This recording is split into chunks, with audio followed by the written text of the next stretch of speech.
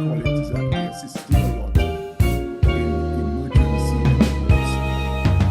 learning, and we're very proud of that. Recently, in 2024 August, the university, as a project, established International School for Development Justice. That is still unfolding, but the whole idea is to teach programs at the master's level, fundamentally, in the UN Sustainable Development Goals, justice, climate justice,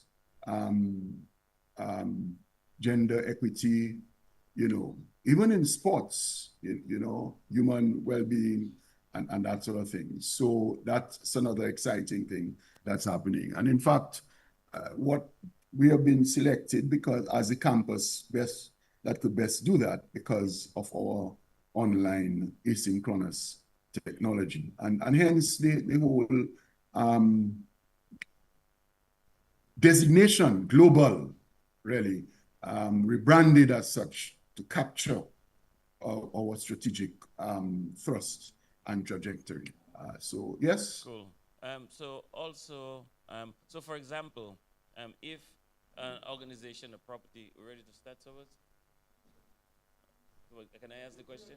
Oh yeah. So let's suppose there's a development in Dominica who, for instance, gonna maybe recruit a number of locals to be trained in a particular skill, for example, service, for example, the high tourism. Your voice is dropping a bit though. Oh, sorry. So, for example, there's a high service, with tourism, the service industry here is huge. So would the university be able to put on a training session, let's say if a new development is coming in, a training session that would gear towards whatever that facility is trying to do here, or whatever the property is trying to do here, but it would be tailored to, is that kind of things that you Definitely. And in fact, I don't know tourism is one of them per se, but Dr. Kimon Joseph in Dominica, for instance, has already put out a schedule of programs on the CPE level next year and that sort of thing. You can have a little chat with her, but definitely. And in fact, the University of West Indies itself has degrees in tourism, hospitality, and so on. But yes, the short answer again, the brief answer is yes. We can do all that, we can accommodate. It has to be viable, of course. Let us not be naive. If we are going to put on a program, some people have the erroneous view that it's online, so it's just going online and somebody just speaking. That's not it at all. You have to develop the course. You have to have subject matter experts. You have to pay people for the expertise. You have to write the program for online. You don't just, programs are not just transferred, so program is being taught at the St. Augustine campus, and we say, we want that online.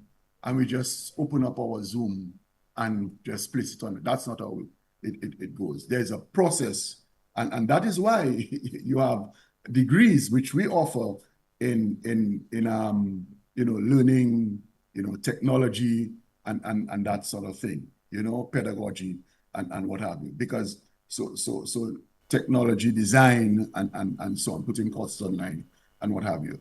So it's a process. It's a science as well as an art. So yes, we do all of this, and of course the thing has to be costed. People like to say, that's the other something I want to clear up very quickly. I don't know where it comes from, but sometimes you hear people say, OU is expensive. Now, I just don't understand what that means. And I hope they're saying it less so now. When you can get to do a degree, stay at your home. Don't leave your job. There's no family upheaval. You don't leave your children and your wife or your spouse, or your husband, whatever, behind. And you do a degree for 30,000 EC dollars, or thereabouts. For your degree? For a bachelor's degree. Okay, I'm just giving a ballpark. I don't have the figure in my mind. And of course, you do it course by course. So you don't have to find that upfront, you know? You have to find the monies per semester. Airline ticket to America itself is $4,000, $5,000, EC dollars. And somebody can correct me, because those of you who love to go to America, you probably remember what it is. I don't have any recent recollection. You know, what does that mean? I mean, why do we like to say our regional institutions, what we offer, are expensive? Does that mean it should be free? Again, these are an online campus. Doesn't mean that people are not working, you know. They're not online, you know, they are not in the clouds. They are real people with families, and they have to be paid real salaries.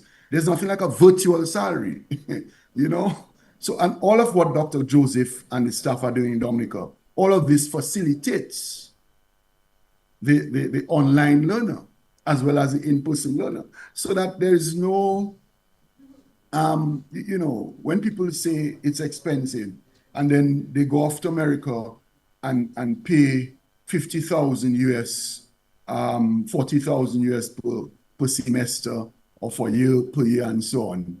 Are you saying that your university that is in the top 3% should not charge even 40,000 EC dollars for a degree, but it's okay to go to America and pay all of this? And of course, hemorrhaging, severe hemorrhaging, aspirin hemorrhaging of foreign currency into another country, which incidentally, I gather, does not necessarily, is not necessarily welcoming you now. So you had to bring that up. yeah. So you really have to think of where our future lies, and our future resides with the University of West Indies. In fact, Dr. Joseph hosted a lecture recently in terms of this, you know, by Dr. Ralph Gonzalez, Comrade Ralph Gonzalez in St. Vincent. And he spoke of the West Indian civilization. And it's impossible to fathom West Indian civilization without the University of the West Indies. But if I continue further, someone will say that I'm using the platform to advertise. So No, I'm going to no, stop here. You know, you're going to have to give me a drink after, you know, because yeah, that's all right. That's okay. I'm going to be chatting on a dry throat when the real thing comes. But I'm happy for the opportunity, all the same. But can I ask one more question? Can I say one more thing? So I mean, so here is my understanding of UWI, right? You know, from growing up, there's 2 people from Dominica, 2 people from here, 2 people get to go to UWI. I mean, you could count them on your fingers, right? Get to go to UWI with national scholarship, and everybody else, you know, I mean, but you say now there's more access. I know what you know. There's more accessibility. You know, it's not as remote the opportunity as it was then. But I don't think that news has broken through yet, right? So I am saying I think it's important that message, especially remote learning and the opportunity to get a 4-year degree sitting at your house on your couch. Well, not really, but you know what I mean. I think that needs to be front and center in the messaging, you know, for people of the Caribbean, because, you know, yes, it is expensive to go to the US and get educated, you know. Well, when did you leave Dominica, though? Because, I mean, a lot of that has changed. I mean, for instance, in Dominica, Dr. Joseph and Dr. Barry Kazimi and the other members of staff are always on the radio. You can say a lot. You can get hoarse saying things and people don't listen. In fact, people don't even pay attention when they're driving their vehicles now. They're looking at their phones and so on. You know, yes, we at one time we were the best kept secret in the Western Hemisphere. I think that has changed a lot now. I mean, this year, the global campus has 5,700 thereabout students registered. That is significant. That is almost as many students registered at the Kville campus, which is far older than ourselves. I heard the principal of the Kville campus say recently that they've been getting an increase in Eastern Caribbean students, But when you see, and our graduation is coming up very soon, it's virtual. Dr. Joseph has the recognition of graduate ceremony, again, all part of graduating in the community so that people can partake in it. And that has been going on for years. I mean, when I walk through the city of Roseau and I see, folks who I knew, as perhaps unqualified assistant teachers and that sort of thing, and they are principals of high schools or primary schools now.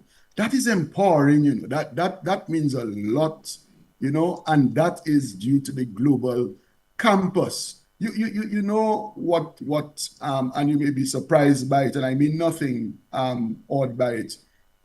But when we had our face-to-face ceremonies, which we changed, after the pandemic,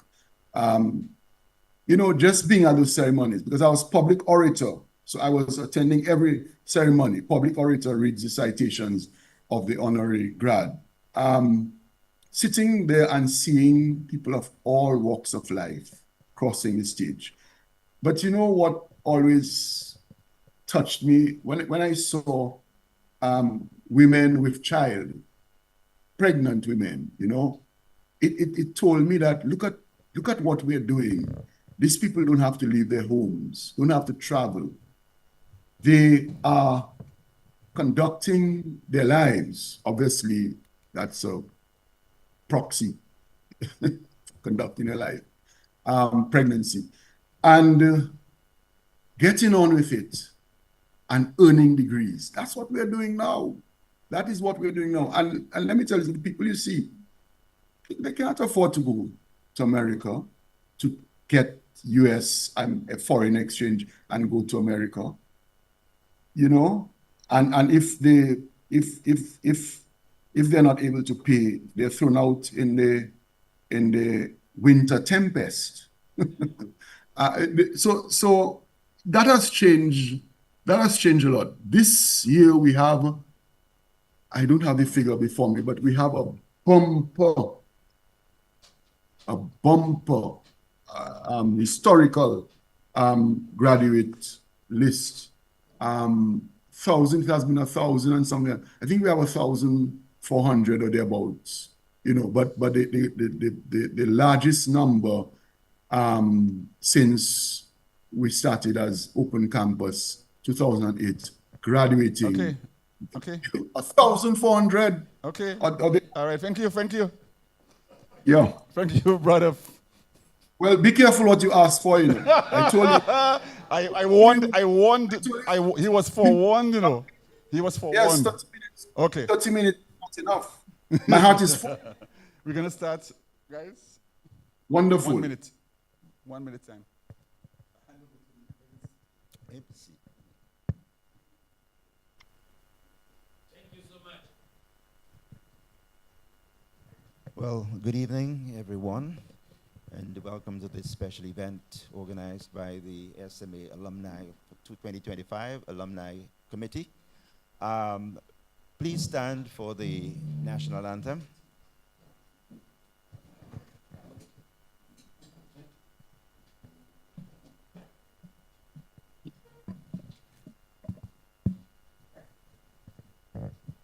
I love beauty, I love splendor, to all so sweet and fair.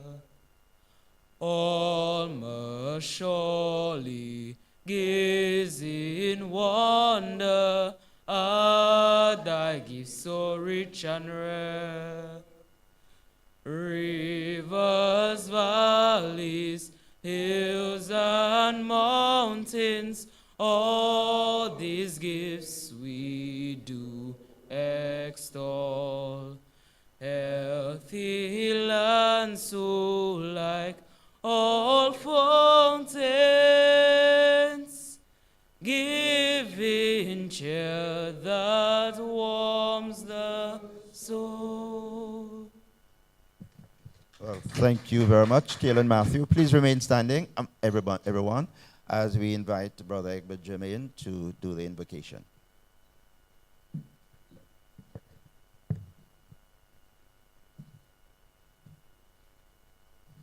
God our Father, we acknowledge your beneficent goodness and love.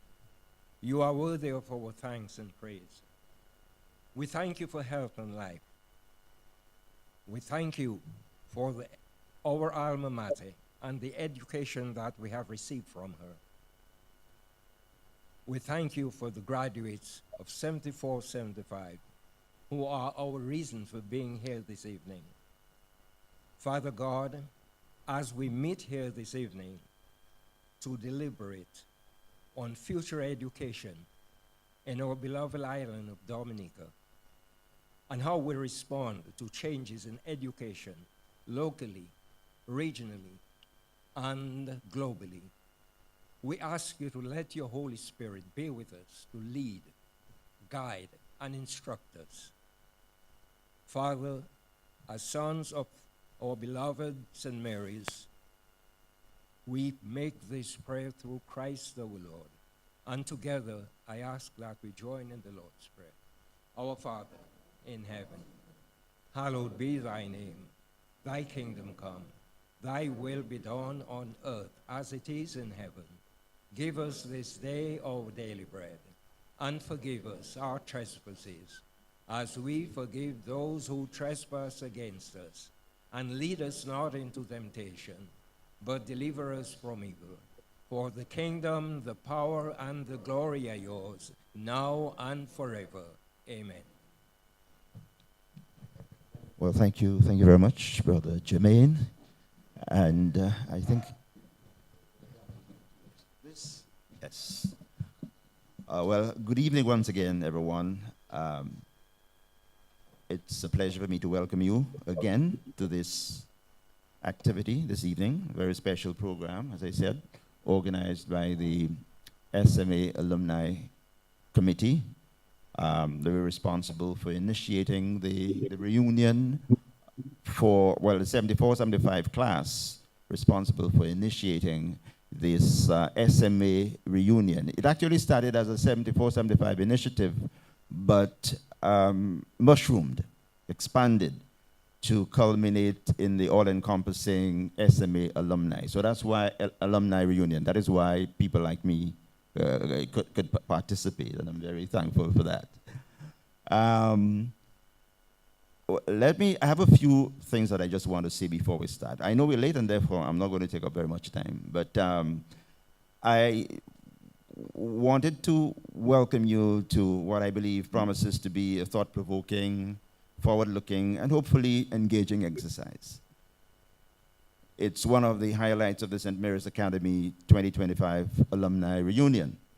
It is both a pleasure and an honor to be here, not only as chairperson of this educational forum, but also as a proud alumnus of St. Mary's Academy, or alumnus or old boy, as we generally say. And of course, yes, some of us truly qualify as old boys, a few of us here this evening. And in every sense of the word, we could be considered old boys. But I'm not entirely sure, if everyone here would share that. But nonetheless, some of us, and I was looking forward to a friend of mine who shared a classroom with me at SMA from 102 to 204, all the way through the entire journey. But unfortunately, he's not here tonight. He was supposed to have. And I prepared something to say to him, but he's not here tonight. So, I'll have to leave it some other time when I meet him in person. Okay, I'm not entirely sure, though. One of the things I want to say is this. The journey at SMA was a very rewarding one, very fruitful. All the way to fifth form, there was the point when you got to fifth form in SMA, you had a choice as to whether you wanted to go on to sixth form or whether you wanted to leave school at that stage and start the journey of life. And a few of us chose to go to sixth form. The Safer Call and Dominica State College concepts were still a little way off in the distance. As I like to say, they were far off on the horizon, and they were so far that you couldn't even see them then. But eventually, you know, the Dominica State College and Safer Call would come around. But in my time, it was a sixth form of the St. Mary's Academy, and we twinned.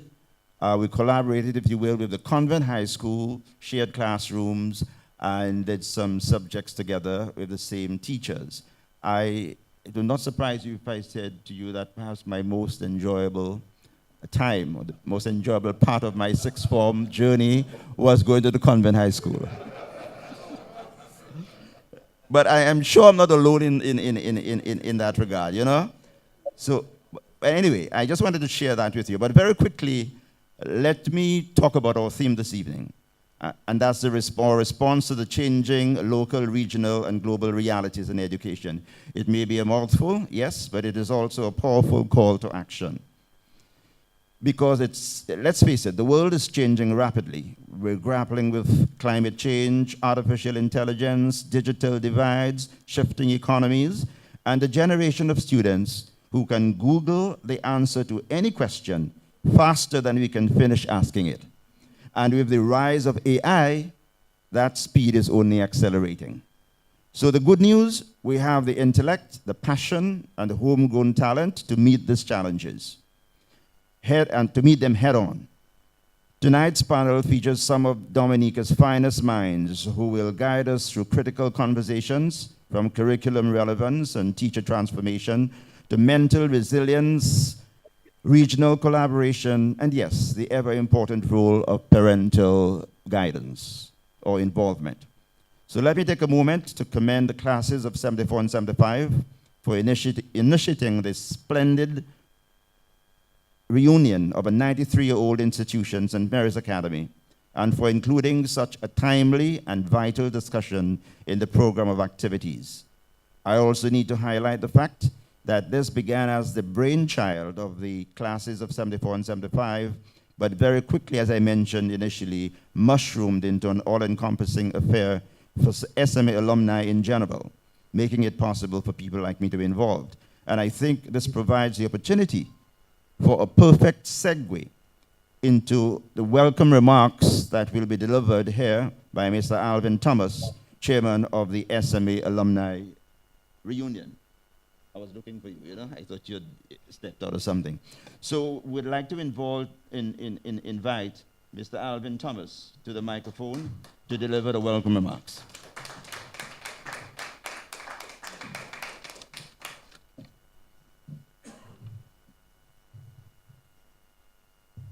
Thank you. Thank you, Mr. Master of Ceremonies. Good evening, distinguished presenters, SMA Principal, Mrs. Sylvia John Baptist and Mr. John Baptist, Head of UWI Global Campus, Dr. Kimon Joseph, former SMA Principal, Brother Egbert Germain, and I also see with us here Mr. Henry Volney, Ray Harris, those being our former teachers, Volney being the history teacher, and our good Ray Harris there, English teacher. Fellow alumni who are here this evening, and those listening via the various social media broadcasts, faculty, students, friends of SMA, invited guests, members of the media, a pleasant good evening to all of you, and welcome.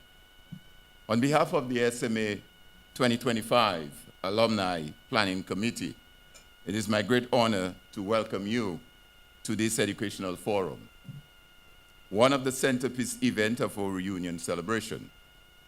Tonight, we gather not only to honor our shared history under the theme, past, present, and future, a legacy of excellence, but also to confront and reflect upon a matter that lies at the heart of our nation's progress, the future of education in Dominica. Our chosen topic this evening, the future of education in Dominica, our response to the changing local, regional, and global realities in education, could not be more timely. Education today is being reshaped by technology, global interconnectedness, and shifting societal needs. Yet, even as we adapt to these realities, the value instilled by institutions like SMA, discipline, service, resilience, and faith remain critical to preparing the next generation of leaders. At this juncture, I'd really like to take a moment to recognize several of our teachers, some of them were not here with us this evening, who have helped shape who we have become today. Part of our week's activity will be the launch of a book entitled Legacy in Action, How One Man Has Transformed the Generation of Men, Brother Egbert Germain. That will be launched on the morning of Friday at a press conference at the DPSU's headquarters. So again, I'm extending an invitation to all of you who are here. It will be broadcast live as well. In that book, the author is Tony John Baptist, class of 1985. We are particularly privileged to welcome a distinguished panel of presenters this evening, all proud sons of SMA, and of course we have as well Dr. Rose Keynes LaRocque, who also taught us during the period of the 70s at the SMA, along a former teacher who helped lay the foundation for so many of us. Their perspective and insight will challenge us to reimagine education, to bridge the gaps, and to persist and to envision a system that's equitable, innovative, and responsive to our unique Dominican context. This forum is not just about reflection, but about action.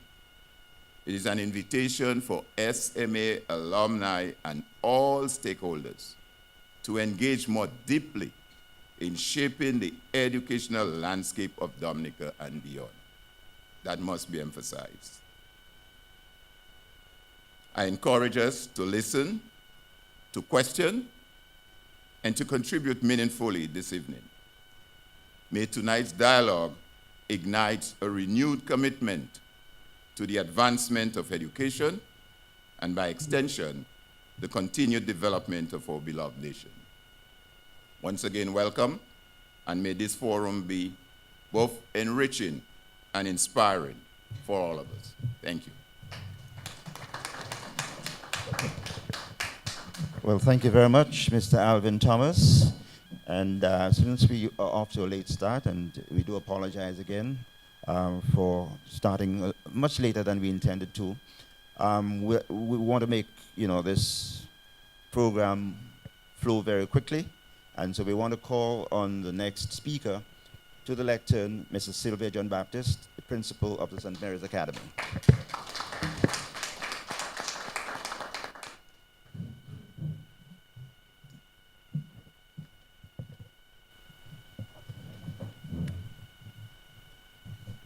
Good evening, distinguished guests, former principals, teachers of St. Mary's Academy.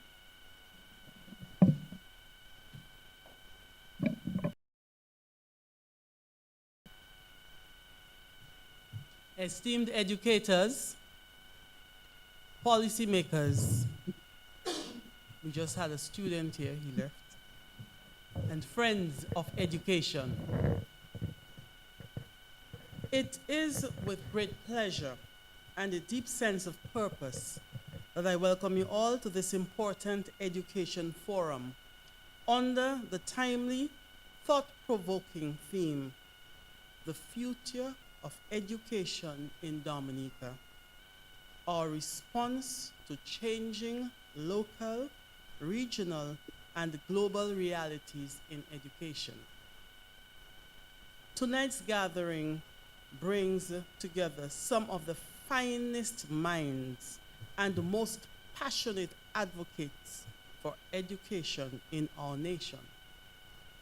It offers an invaluable opportunity to reflect, to dialogue, and to envision how we can collectively shape an education system that is not only resilient and relevant, but also responsive to the rapidly evolving world around us.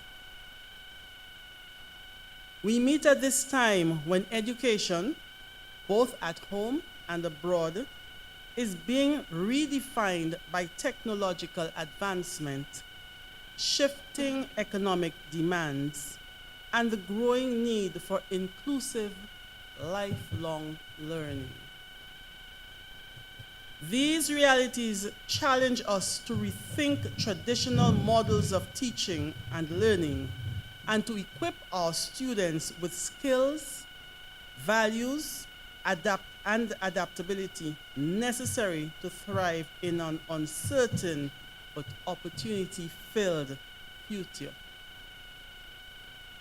As we engage in tonight's discussions, let us do so with open minds and shared commitments to ensure that Dominica's education system remains dynamic, equitable, and forward-looking. The insights we share and the partnerships we strengthen here will undoubtedly help chart a course towards an education that truly empowers our people and sustains national development. On behalf of the 1974-1975 graduating class, I extend a warm invitation, a warm welcome to each of you. Thank you for your presence, your ideas, and your ongoing dedication to the cause of education.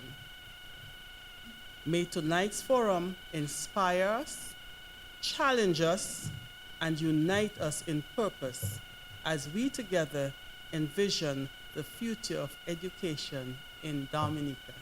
I thank you.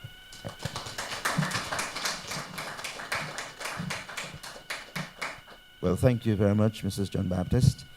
Before moving on to the next speaker, I just want to take the opportunity to remind you of the launch of the book about Brother Egbert Germain, which was written by Tony John Baptist. And that will take place on Friday at a press conference being hosted by the alumni committee, SMA Alumni Committee. And that will be at the DPSU at 11:30 a.m. on Friday. So a book, interesting book written by Brother Egbert Germain, and everybody who, not by, but about, yeah. But I have no doubt you could have written that book yourself, right? And everybody who knows about SMA, has anything to do with SMA, any connection, would have heard about Brother Egbert Germain and his very, interesting and noteworthy stint as principal of the SMA. So Dr. Joseph is waiting patiently to share some words with us because UE is a partner in this venture, in this particular exercise. And I'm pretty sure she's very happy to come up to the lectern and share some words with us about UE's involvement. Good evening to everyone. I want to big up my principal, Dr. Francis Sever. Good evening to you, sir. And good evening to everyone in the auditorium, as well as those who are joining us live on the various media platforms. It is my pleasure to welcome all of you to UWI Global Campus, Dominica, for this education forum of the St. Mary's Academy in collaboration with UWI Global Campus. When Mr. Sobers Esprit first asked me about the idea for including a panel discussion as part of the week of activities for SMA's alumni reunion celebrations, I knew it was coming at a very busy time. Independence is busy overall, but for us at UWI, semester 1 is filled with activities and events that keep us moving from thing to thing to thing until Christmas break. However, I said yes for 2 reasons. Well, 3 reasons if I'm honest. Firstly, it was Sober's asking, and I have never ever once needed Sober's help for something for UWI for him to ever refuse me. And so I cannot say no to Sober's. Secondly, UWI has enjoyed a good relationship with St. Mary's Academy overall, but we have come to appreciate the yes-can-do attitude of Mrs. John Baptist and her team in the time that she has been at the helm. In addition to our information sessions with the students during open days, since Mrs. John Baptist has been serving as principal, we have seen the school itself sponsor several of its teachers for continuing and professional education courses. That had never happened before. And last academic year, we partnered with education officers Daly and Maxime of the curriculum unit to host a man-to-man session that focused on the importance of tertiary level education for young men at St. Mary's Academy. And the third reason why I agreed to this collaboration, ladies and gentlemen, is perhaps the top reason of them all. I am a convent girl. And when an SMA boy asks a convent girl nicely for a collaboration, she really refuses.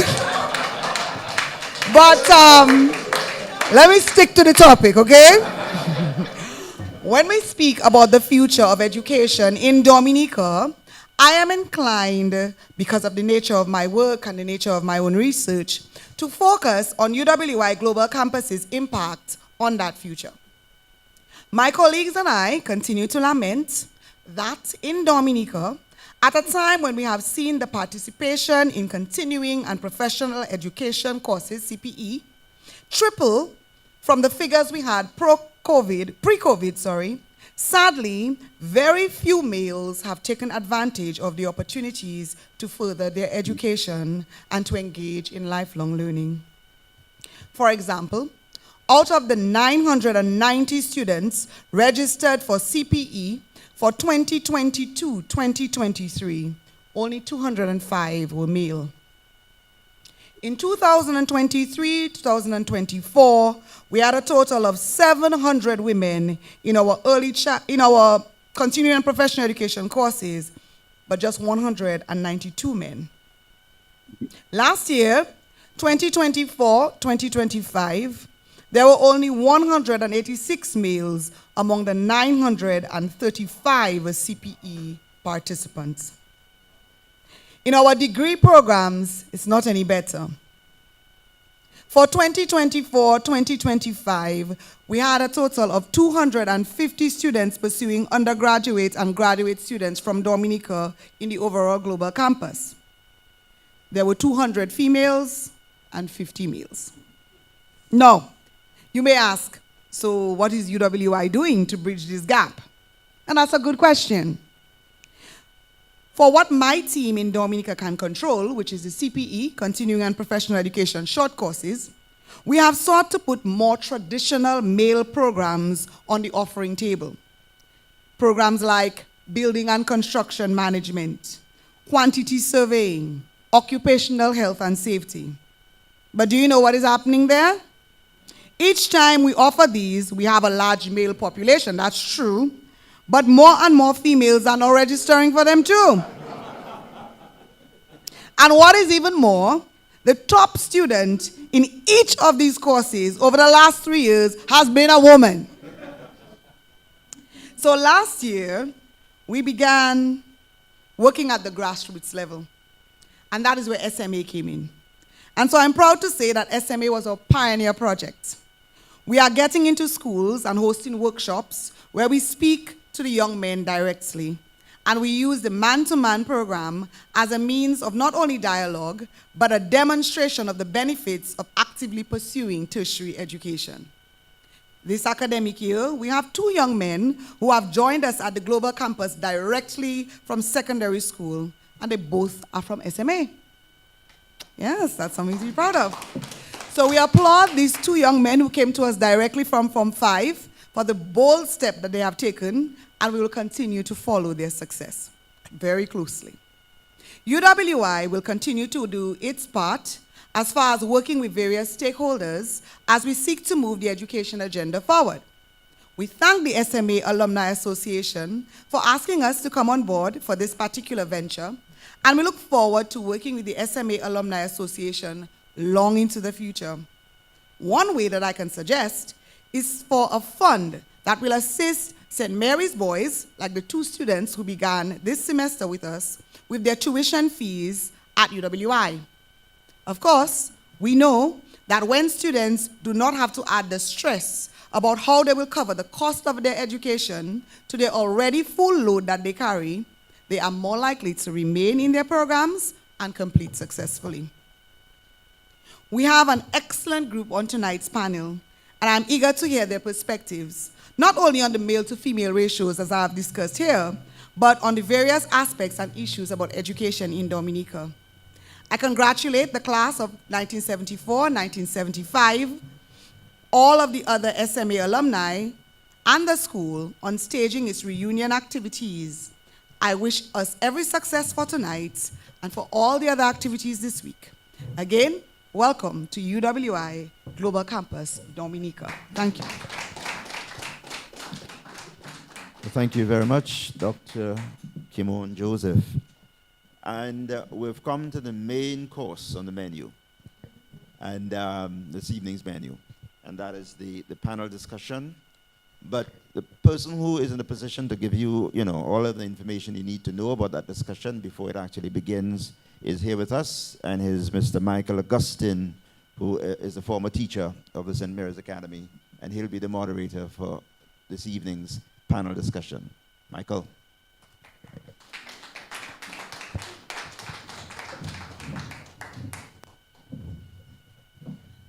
Good evening, everyone. I am not an old boy, as you can tell. No. I mean, look at me, I'm not an old boy. Because you notice that team stressed on old boy. I'm certainly not an old boy. But I wondered why Sobers gave me the most difficult task. He brought me in on this exercise, and he simply gave me the ideas and said, Michael, you have to come up with the questions.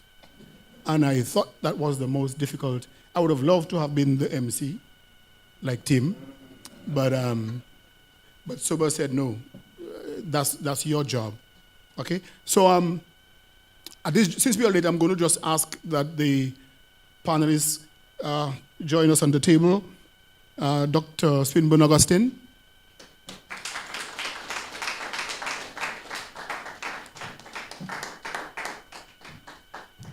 We have Dr. Francis Sevre online.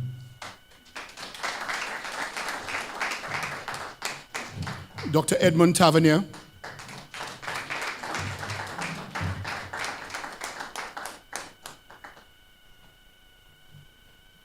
Dr. Rosalind Larocque, who is joining us online.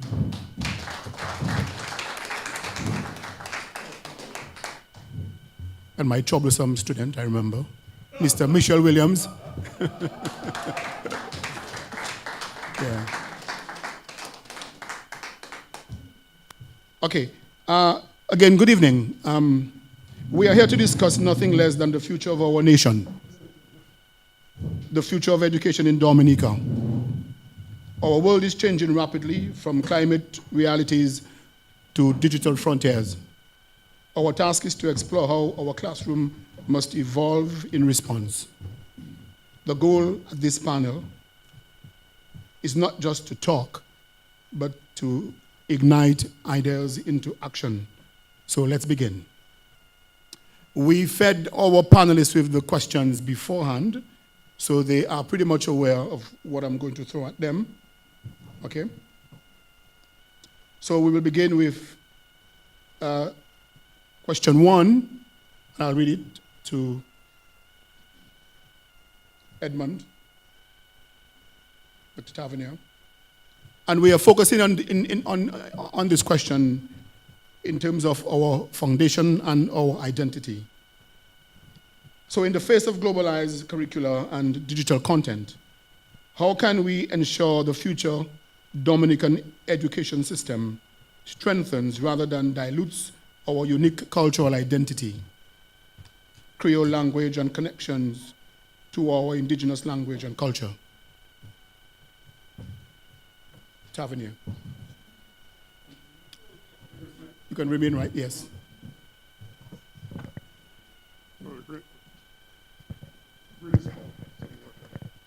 Hi, good evening, and thank you very much for the introduction.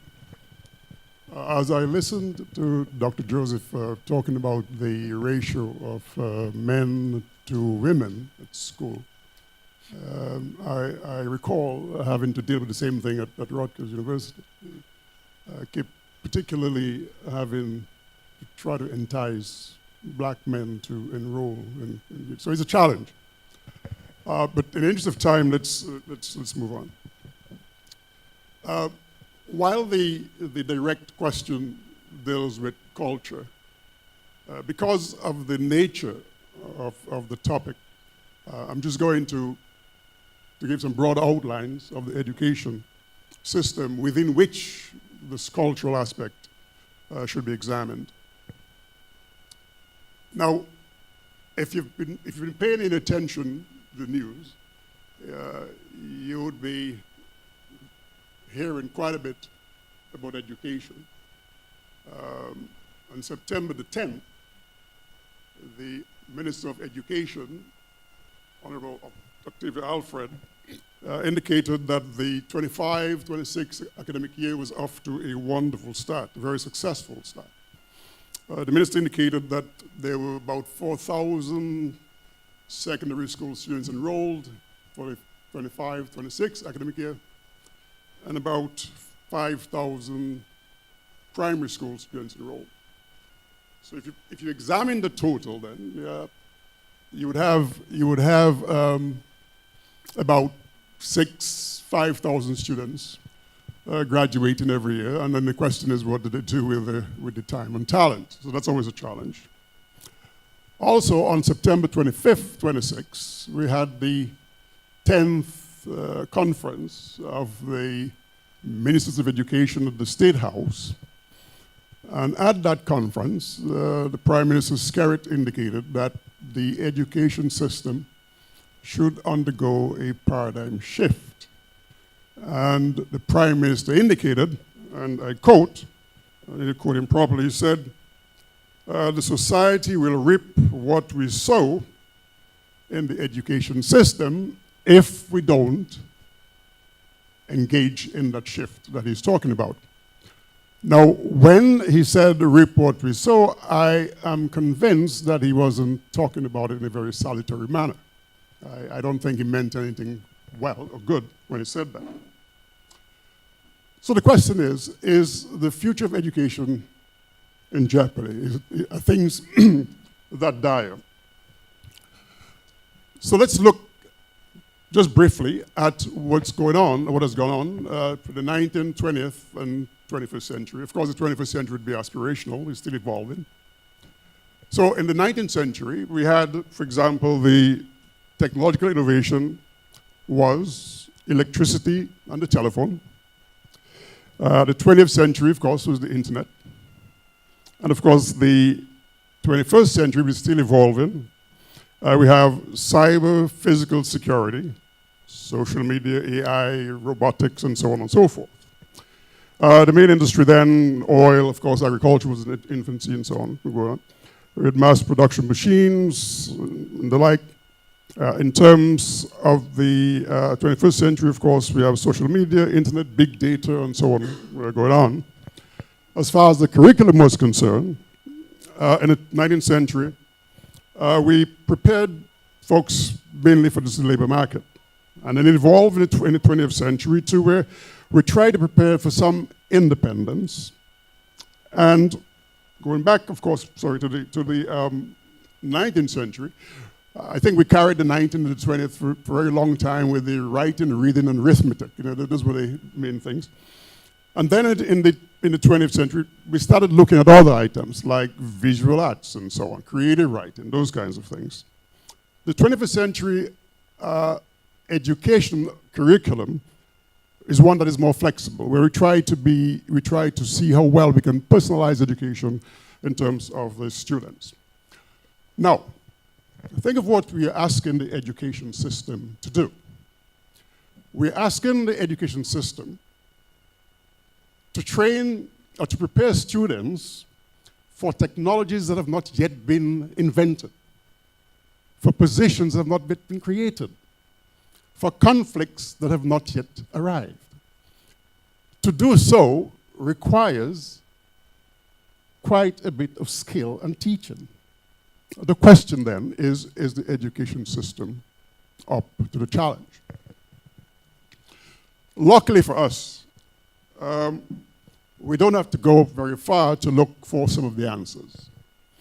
We can look to the Organization for Economic Cooperation and Development, the OECD, and their Future of Education and Skills Project 2030 to try to get some of the answers.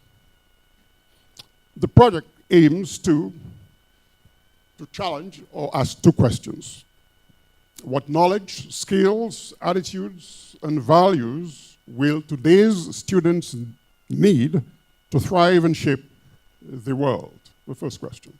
The second, how can instructional systems develop these knowledge, skills, attitudes, and values effectively? Now, these questions clearly are questions that the education system should be able to answer. Of course, there may be limitations in the resources, but tonight's there are several panelists on tonight's discussion, so I'm not going to dwell too much on any one education facet.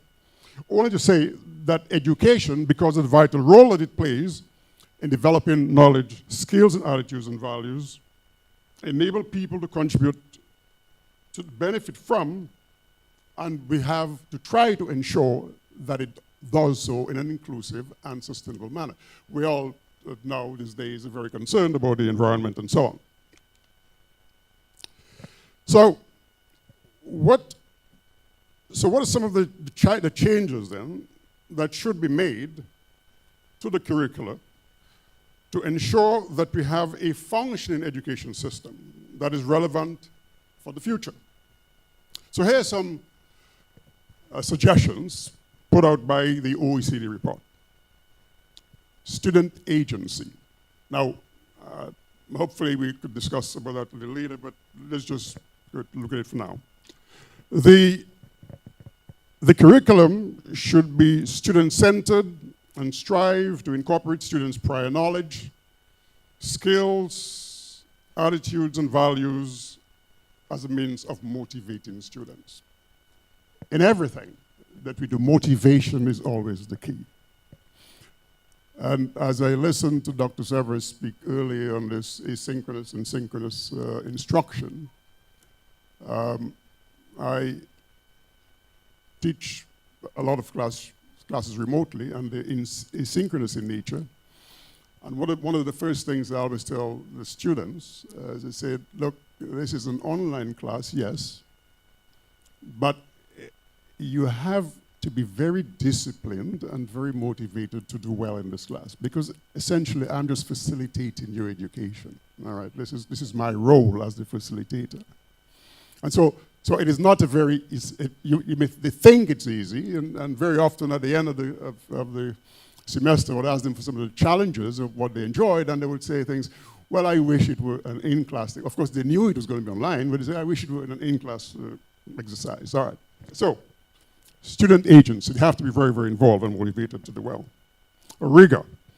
So the topics should be challenging and facilitate deep thinking and reflection. Of course, tonight I think there's some topics on critical thinking, so we'll just skip over that for now. Some focus. A relatively small number of topics should be introduced in each grade to ensure the depth and quality of student learning. Topics may overlap to reinforce key concepts. Coherence.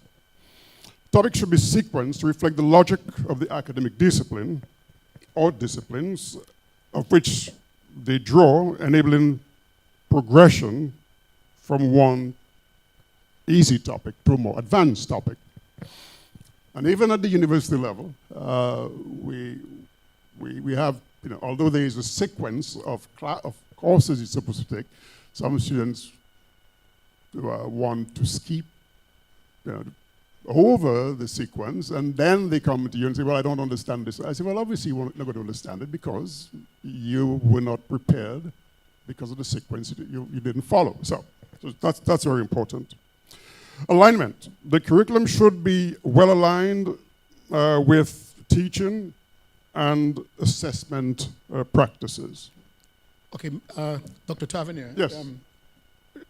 Maybe this is a good opportunity so we could segue into a discussion on curriculum relevance. Are you sure you want to get on that? Yes, and I want to remind the panelists that I thought I maybe didn't have to, but the ground rules are you have only 10 minutes. but five would be for your contribution, and then the other 5, yes, could be to get the other panelists involved in your particular question. But maybe we could segue into Dr. Swinburne Augustine on curriculum relevance. Given Dominica's vulnerability to climate change and its goal of becoming the world's first climate resilient nation, we heard quite a bit about that after Hurricane Maria and so on. Dr. Augustine, what specific practical skills and knowledge from advanced agriculture to disaster management should be embedded into the core curriculum from primary school onward? How do we in particular begin to focus more purposefully and intentionally on science, technology, engineering, the arts, sports, culture, and mathematics, STEAM, grounded in the knowledge that a new paradigm for the transformation of our education sector and society is a crucial imperative? Dr. Augustine.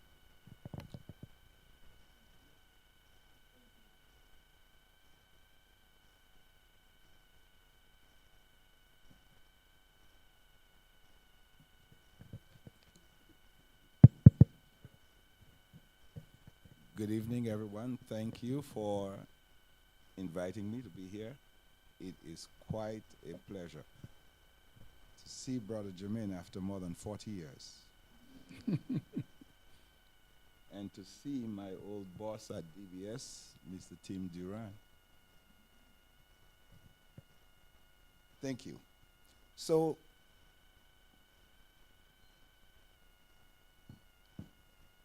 to achieve Dominica's goal of becoming the world's first climate resilient nation, and I will try to stick to 5 minutes, embedding specific practical skills and knowledge into the core curriculum from primary school onward is crucial, as we just heard. We need some here's some key areas that we can focus on. Practical skills, advanced agriculture. By that I mean sustainable farming practices, such as permaculture and agroforestry. What is permaculture? It is the development of agri-ecosystems intended to be sustainable, but more importantly, self-sufficient. If you teach a man to fish, he'll have enough fish to feed his family and others. So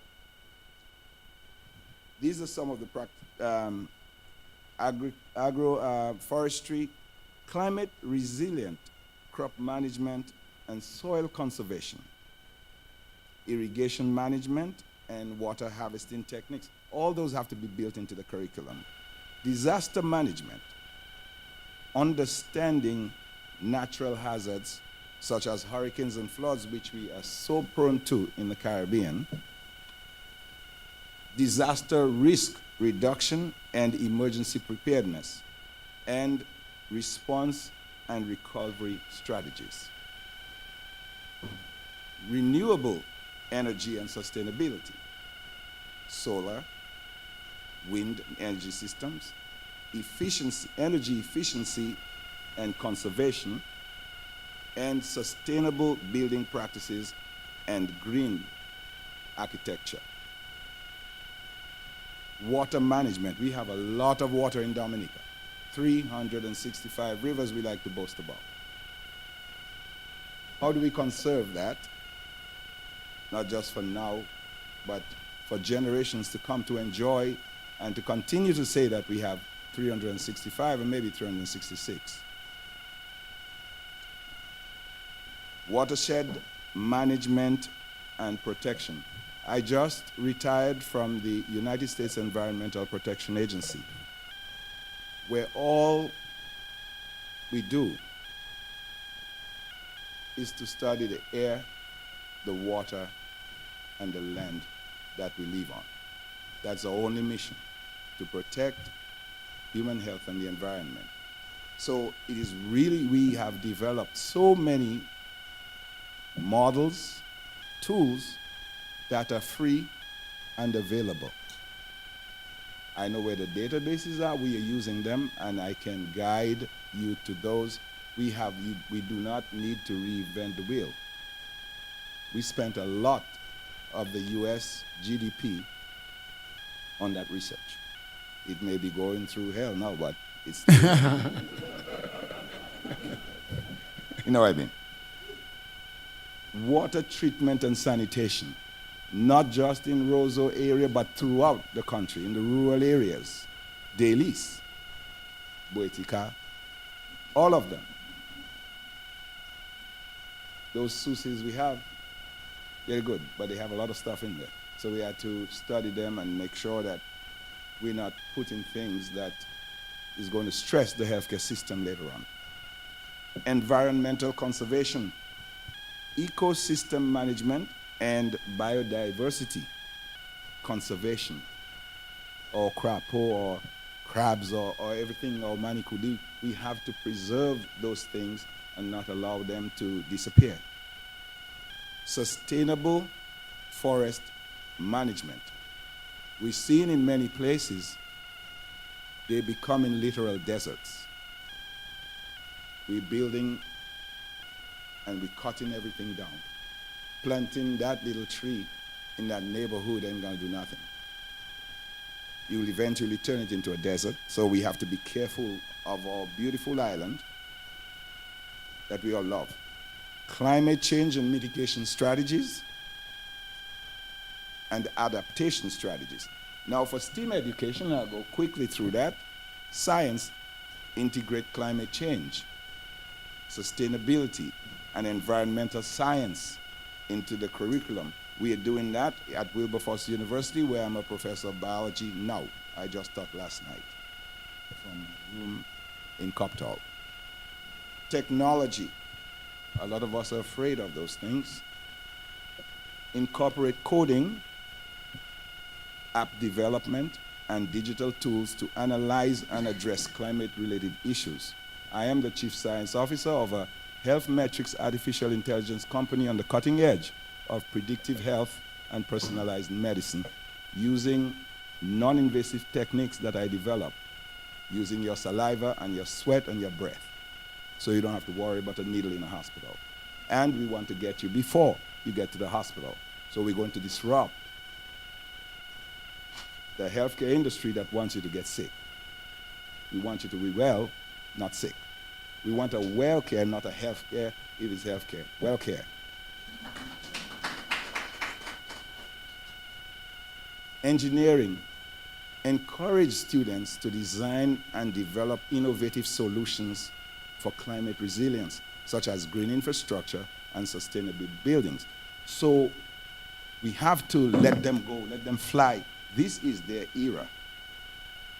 Our era were cassettes and CD and DVD. Theirs is artificial intelligence and flying cars. It is coming. Right? Huh? Yes. So, arts, sports, and culture integrate creative expression and cultural heritage into climate change education, promoting awareness, advocacy, and community engagement. You get people, reach them where they are. Mathematics. A lot of people are afraid of mathematics, but it's simple logic. 1 + 1 will always be 2. The thing that you don't know is always difficult at first. I don't care what it is, whether it's a guitar or whether it's sports, it doesn't matter. It is continued practice that makes you an expert. So as you continue to study and read and learn and associate yourself, most importantly, with people who have a vision of the future and not people who keep looking backwards, you will succeed. And so the key principles, an interdisciplinary approach. Integrate those STEAM subjects to provide a holistic understanding of climate change and sustainability. Hands-on learning. What I have found is I can teach all these complex biological concepts, but when I bring them in the lab, it becomes real to them. When a student touches something, they will remember it. Community involvement. These people in dailies don't know those big words you're using. Use simple language. One teacher told me, the best teacher is the one who can take the most complex thought and make the most common person understand it. That is brilliance. Incorporate them. You can't just do things and throw it on them.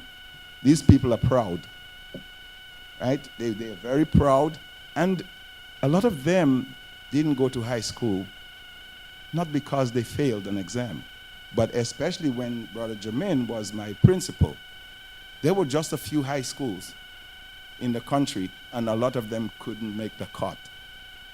So there are a lot of smart people here. Treat them that way and involve them. They have great ideas. They've been touching that land forever. Cultural relevance. Incorporate our local culture and traditions into that. When you do that, what you're doing, you're actually adding value, things that will make them want to do it because of the culture that they love. Our clothes, yeah, we're proud about our country. And continuous professional development. All these teachers teaching the same subjects all day long. It becomes boring. Where those textbooks are, is about 10 years behind where the research is. The things that the medical doctors are doing now, we're 10 years ahead. They'll catch up at some point. So by embedding these practical skills and knowledge areas into the core curriculum, Dominica can equip its students with the skills and competencies needed to address challenges of climate change and build a resilient future. Okay, thank you very much, Dr. Augustine. Dr. LaRocque, I'm pretty sure you would agree for the curriculum to remain relevant, and you just mentioned boring teachers and the like, that teacher transformation is imperative. So, Dr. LaRocque, the role of the teacher is shifting from instructor to facilitator and guide. What does effective professional development look like for our educators to make this transition? And how do we support them in integrating new pedagogies and technologies without increasing teacher burnout? Dr. LaRocque. She's online. Yes.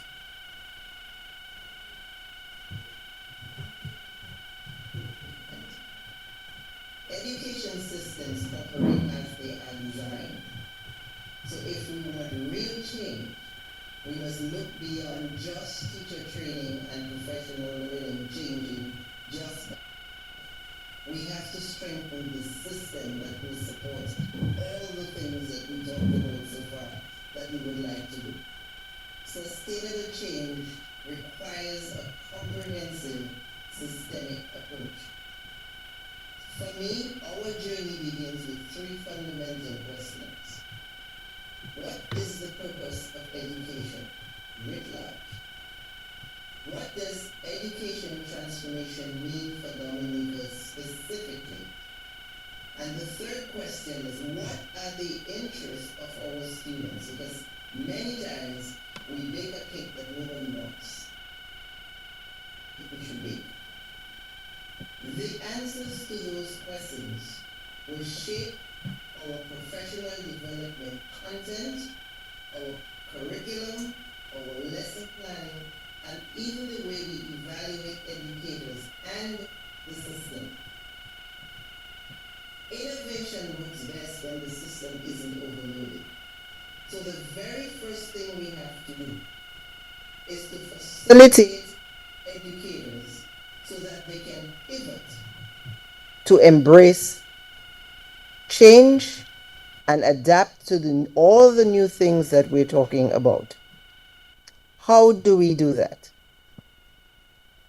The way to help them facilitate that change, they have to learn how to facilitate the change for themselves. And therefore, we have to teach them change management. It's not going to work just because we add all these new things on. There is a process. How do we handle change management? We begin to help them look at the polarities in the system.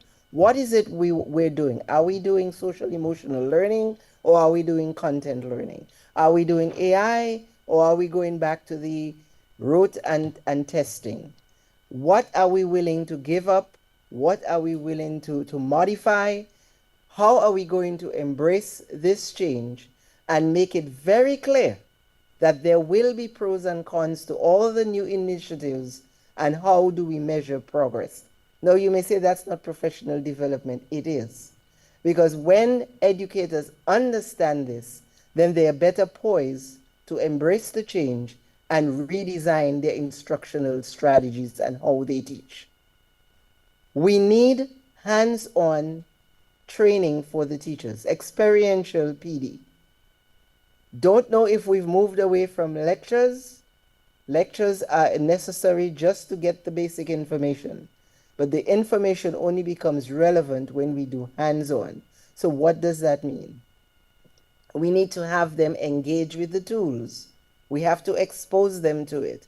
We have to teach them how to reflect on what they're doing and ask questions. It's no longer just having a trainer at the front delivering their best lecture. We have to teach people how to collaborate. That's a word that's lacking in education, because we're still into the I. Even if we're talking about all of this technology, the world is moving to collaboration. It's no longer the Lone Ranger series. And we have to help them, therefore, contribute to curriculum development. We cannot, in Dominica, transform and buy a curriculum somewhere and impose it in our climate as we've done before. We need to embrace the community. Yes, businesses. Maybe seniors go out in the summer for a week where they do a apprenticeship on something and get a grade for it. Or maybe, like the last speaker talked about, forest management.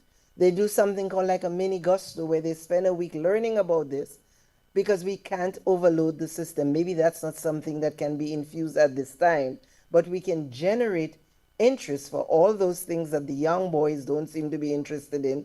Maybe here are some things they can learn in the summer that can spark enough interest, so when it's introduced in the curriculum, you've got an audience.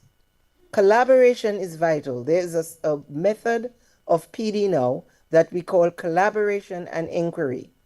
And it's where teachers spend time and share their plans with others, learn how to analyze the data from their classes, do lesson walkthroughs where one teacher may stand up and present the lesson that she's going to do within a week, get feedback from her peers, and the peers, through something called instructional rounds, can go into the classroom and observe, just how you observe doctors, doctors do that all the time, and give feedback. And that way you're building collective skills and fostering ongoing learning. If the adults in the building demonstrate collaboration, then the kids will do collaboration, and it won't just be something you do during the science fair where you say work on a project, like an afterthought. We want to have time. That's going to be the main thing. Scheduling and time. Here's a thought. Robin Fogarty from Chicago talked about 6 ways to integrate the curriculum. Because I hope we're not talking about taking each of these strands and making them courses by themselves. It's like teaching critical thinking in all 6 classes, but they don't learn it at the same time. So what she said is there are themes, there's other ways to integrate, but the one that interested me most was using critical thinking as the base. And that way you don't have to lose any part or give up any part of your content. But what it would mean is that you have teams: science, math, social studies, language arts. If you're doing deductive reasoning, the question is, okay, for the next 2 weeks, deductive reasoning is featured in every class, not one class at a time whenever the curriculum dictates. So these educators also become curriculum writers in a way where the learning is more cohesive and it's not come to aisle 5 because that's my class. You walk out learning that things mesh. I learned to write a good essay in history because I need to know my history, but writing is also important. Here's another thought. Can the history teacher and the language arts teacher come together where the one essay the child writes becomes graded for history from a historical perspective, and the language arts teacher grades the same essay from a language arts perspective? You get 2 grades for the same essay, less is more, and you're more inclined to give it your effort than to try to run the mill of every teacher asks me to write an essay, so I've got to get it done. Scheduling is important, but we should make sure that we do job-embedded training as well for the educators. Lots of collaboration, job-embedded training on the spot. After work hours, yes, that's a union issue maybe. That's something you need to work out. But whatever you do, you cannot limit the educator's agency. There will always be resistance. And here's how we can address that. There is always things people like, and somebody might say, oh, the AI is taking my job, or they're going to write the essays for the kids. You can manage that. But you introduce to educators how AI, for example, can take on those administrative tasks that you free up more time for you. For example, email. Tell it what you want and then check and make sure that it got it right, because sometimes you have no idea what it's saying. What about attendance? You know, that long time where we stand there calling 30 names waiting to hear here and present? What about assignments? Turning in what if we could use the Google folder and drop the assignment? And I'm talking about starting really small before we blossom to greater things. What about just dropping the assignment in? What about using Google to do peer reviews where people write papers as a team and they give each other feedback? Feedback is an amazing tool for learning. There is so much more, but collaboration is going to be vital. Embracing the community where the kids can do apprenticeships and learn, or they can go to workshops, or like on forest management to get the interest. It is about continuous improvement. And we cannot just say, let's just change PD without changing the entire system that we're supporting. Thank you very much, Dr. Larrock. I've always lamented as a secondary school teacher that the burden of wanting our students to write and speak well always fell on the back of the language arts teacher. And the bio and the history teacher, they ignored whether the student wrote or spoke well. So I kind of liked that, that you brought up. But with all of that comes cost, we can say. So, Mr. Williams, let's look at the economic alignment of teacher transformation. How can we better align our secondary and tertiary education offerings in the TVET system, Dominica State College, and tertiary education with the future economic drivers of the island's economy, such as the orange economy, greening the economy, the blue economy, ecotourism, professional services and business management, manufacturing, and agro-processing? All right. Thank you, Sir Augustine.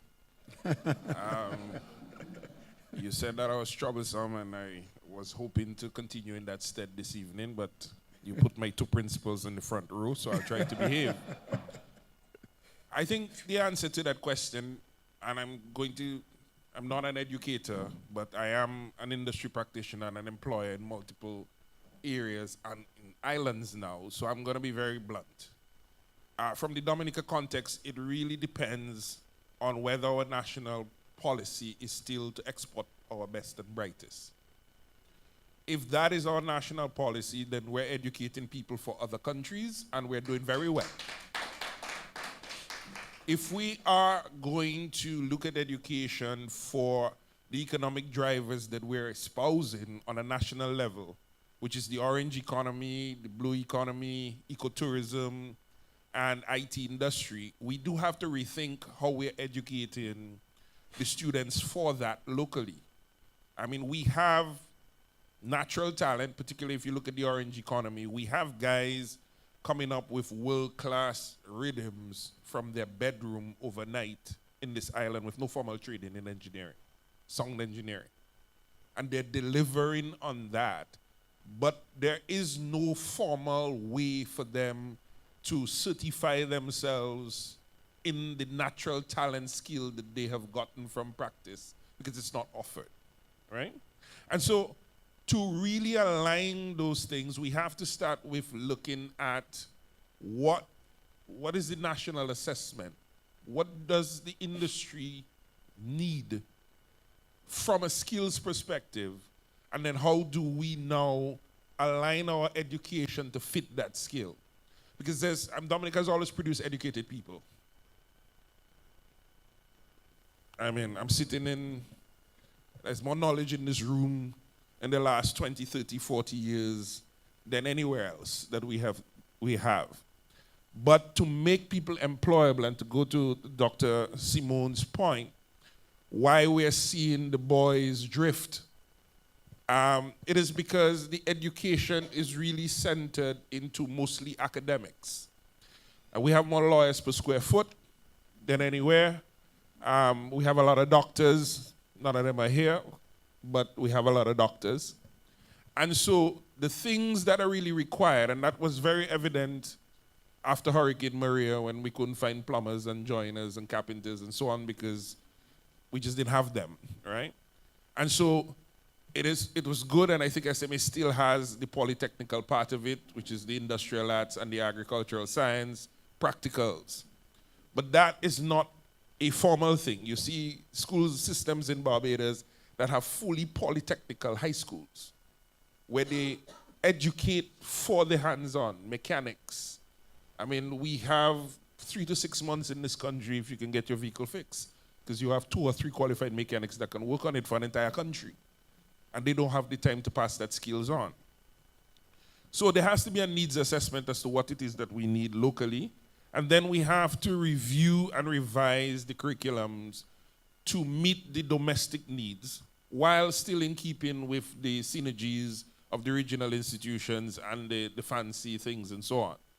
One of the challenges that we have is that we are seeing AI as a way to knock. We don't want students to use AI to do their homework and so on and so forth. But the AI replaces the research. I think if education, one of the things we see in industry is that people come with excellent grades, but they cannot think.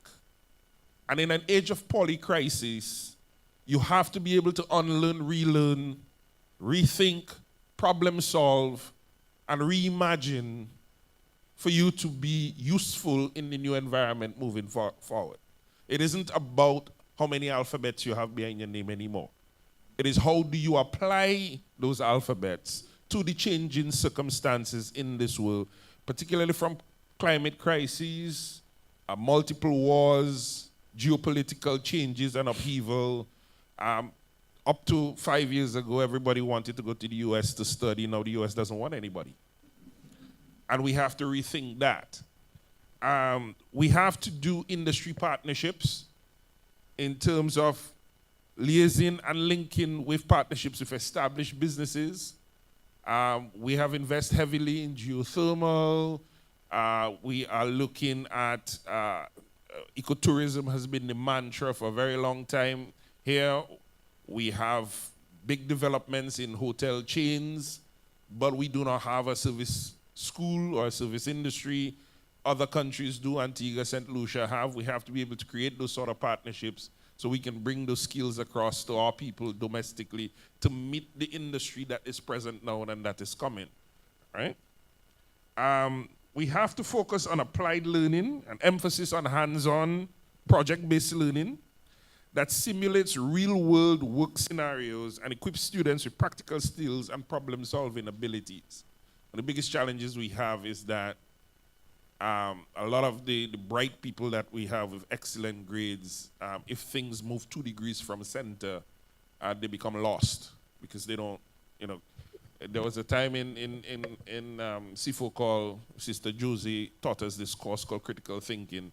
And I still have that as the best course that I've ever done in my life because it taught me how to think, right? Because right now, AI is going to provide the research for you in 2 to 3 seconds or more by assimilating thousands of data online.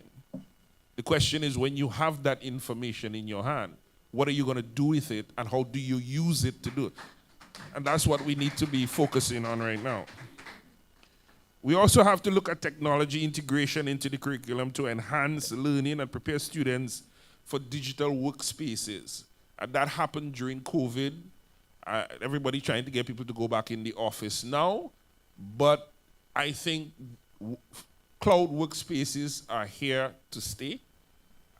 In my firm, we do fractional executive offerings, so you can have a financial controller, but you don't really have to get the person to sit down in your office. They basically do the work online, and they do it for multiple businesses, and we're only able to do that because we do it on a cloud. So no longer do you need brick and mortar to do some of the critical functions. You have a lot of people working from their home, offering top-notch service at a fraction of what it would take to recruit, fly, house, employ, and gratuity somebody to do that. Those things are going out the door. And we have to create a culture in school of lifelong learning. There's a lot of people that get to their tertiary education and their degrees and they turn the off switch. I know UE is leading the pack in continuing professional development on the national level, and that is excellent because we do have people that have been qualified for a very long time. I'm getting into that age bracket there too. And the things that they have learned are no longer relevant to the changing times. They're not able to use the new tools, the new Excels, the new big data analysis tools that come in, not because they're not bright or they're not supposed to do it. It's just, it's another time. One of the things that UE is doing very well that I think is going to be critical is to deliver micro-credentials or modularization of certain things. So offer shorter, more focused credentials or modular courses that allow students to specialize in specific areas of interest and acquire niche skills quickly. That augments their employability very, very quickly. And if you're going to do a distance education and you're going to have to go through the same 3 or 4 years to do that and you're working, you are technically retarded in your current position of entry until you actually attain that degree. If you're able to do modular courses and micro-credentials in between, you can see your income now move on a curve together with your experience and your knowledge. And we have to start incorporating that and getting that mindset at the secondary level so that the students know that they can go into that funnel and path. Mr. Williams, thanks a lot. And I'm pretty sure Dr. Sevre smiled at that last comment you made. So, Dr. Sevre, the future of education extends far beyond the schoolyard. I'm pretty sure most of you would agree with that. So how do we break down the walls between schools and communities to create a culture of lifelong learning? Mr. Williams just mentioned lifelong learning. And actively engage parents, elders, local businesses, he's a businessman, and partners, or as partners, sorry, in the education process. Dr. Severin. Good night, everyone. I notice, moderator, you have skipped 6 and gone on to 8. Is that the intention? That is intentional. I listened to his comment, as I said. Right. Yes. Yes. I just want you to know that even at this time of night, I'm alert. So, yes. But I just wanted to make some preliminary statements, and I want to thank fellow panelists for the interventions earlier. I think everything fits together. But there is a point. If I may, yes. You know, feel free to segue into number 6. Yes. Yes. Certainly. Sure, Everything, I suppose, is inextricably bound. Right. Yes. There is a point that Dr. Larrock made, and I think it is pertinent for tonight. And she did speak about overloading the system. And respectfully, moderator, your questions are excellent. But I want to put it to you, and I want to give you the challenge that we have perhaps overloaded the system tonight. Because if you had a classroom situation here, our students would leave with a lot of knowledge, but very disoriented, because each one of those wonderful questions could have made a distinguished lecture.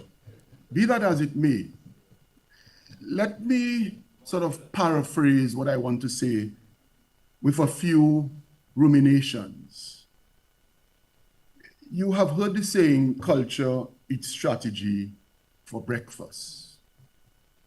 And I want to vary that a bit to say that culture eats technology for breakfast. Because culture, which is a design for living, is in fact the core, the scaffolding on which everything is built. And I suppose my area or my proclivity, my bias is sociology and the humanities. And therefore, I am a bit uncomfortable, and it is problematic for me when we tend to privilege and get excited and in fact kneel at the altar of AI and technology, when in fact we should be doing as Dr. Rosalind Larrock has said, we should be fixing the system. And so if we do not ensure that the system itself is in order, the AIs and the technologies and everything that we put over it would just be, and you may have heard the allegory or the metaphor by Jesus himself, putting wine in old skins. And this is not what we want to do, okay? We have to treat teachers as agents. We have to understand that it's a mindset change, almost a cataclysmic change that we require. Because if we do not change those basic, fundamental, and rudimentary matters, then we'll be spinning top in mud, but we will forever be drawers of water and hewers of wood. So in terms of the question 8 per se, I think the United Nations Sustainable Development Goal number 4 is the place to start. And what does it say? Quality education, provide inclusive, equitable, and quality education for all, fostering lifelong learning opportunities and bridging the global education gap. And it means that we have to break down the walls. We have to go beyond the academy. We have to go beyond the school. We have to involve the community. Now, educators, Ministry of Education officials, the government, and other stakeholders must first have a shared vision in all of this. It cannot be directed from above. It cannot be directed from the political directorate. They give the guidance, but there has to be inclusion in terms of that shared vision. Because the name shared inheres in the concept, and if it comes from one angle or the other that is politically directed, then it is not shared at all. Education is a shared responsibility. So in terms of that culture of lifelong learning, I think firstly, communication of what lifelong learning means and what a culture of lifelong learning is would be fundamental. We have to use programs on radio, television, YouTube, and all the contemporary media to promote lifelong learning. And let me answer the question with questions. Do we acknowledge the benefits of lifelong learning? You heard the previous speaker. I'm not too sure whether you have arranged brothers-in-law speaking contiguously, but be that as it may. Do we acknowledge the benefits of lifelong learning? Do we emphasize enough that education is indeed the passport to the future? Do we emphasize how communities will benefit collectively? Do we promote that learning promotes quality of life at all ages? Do we have a cutoff point where we say, at this age, education stops? Again, the term continuing education, with the accent and the emphasis on continuing, is very important. I may even ask the question, are we afraid of educating people? And that's the culture that I speak about. What about the vulnerable groups in our community?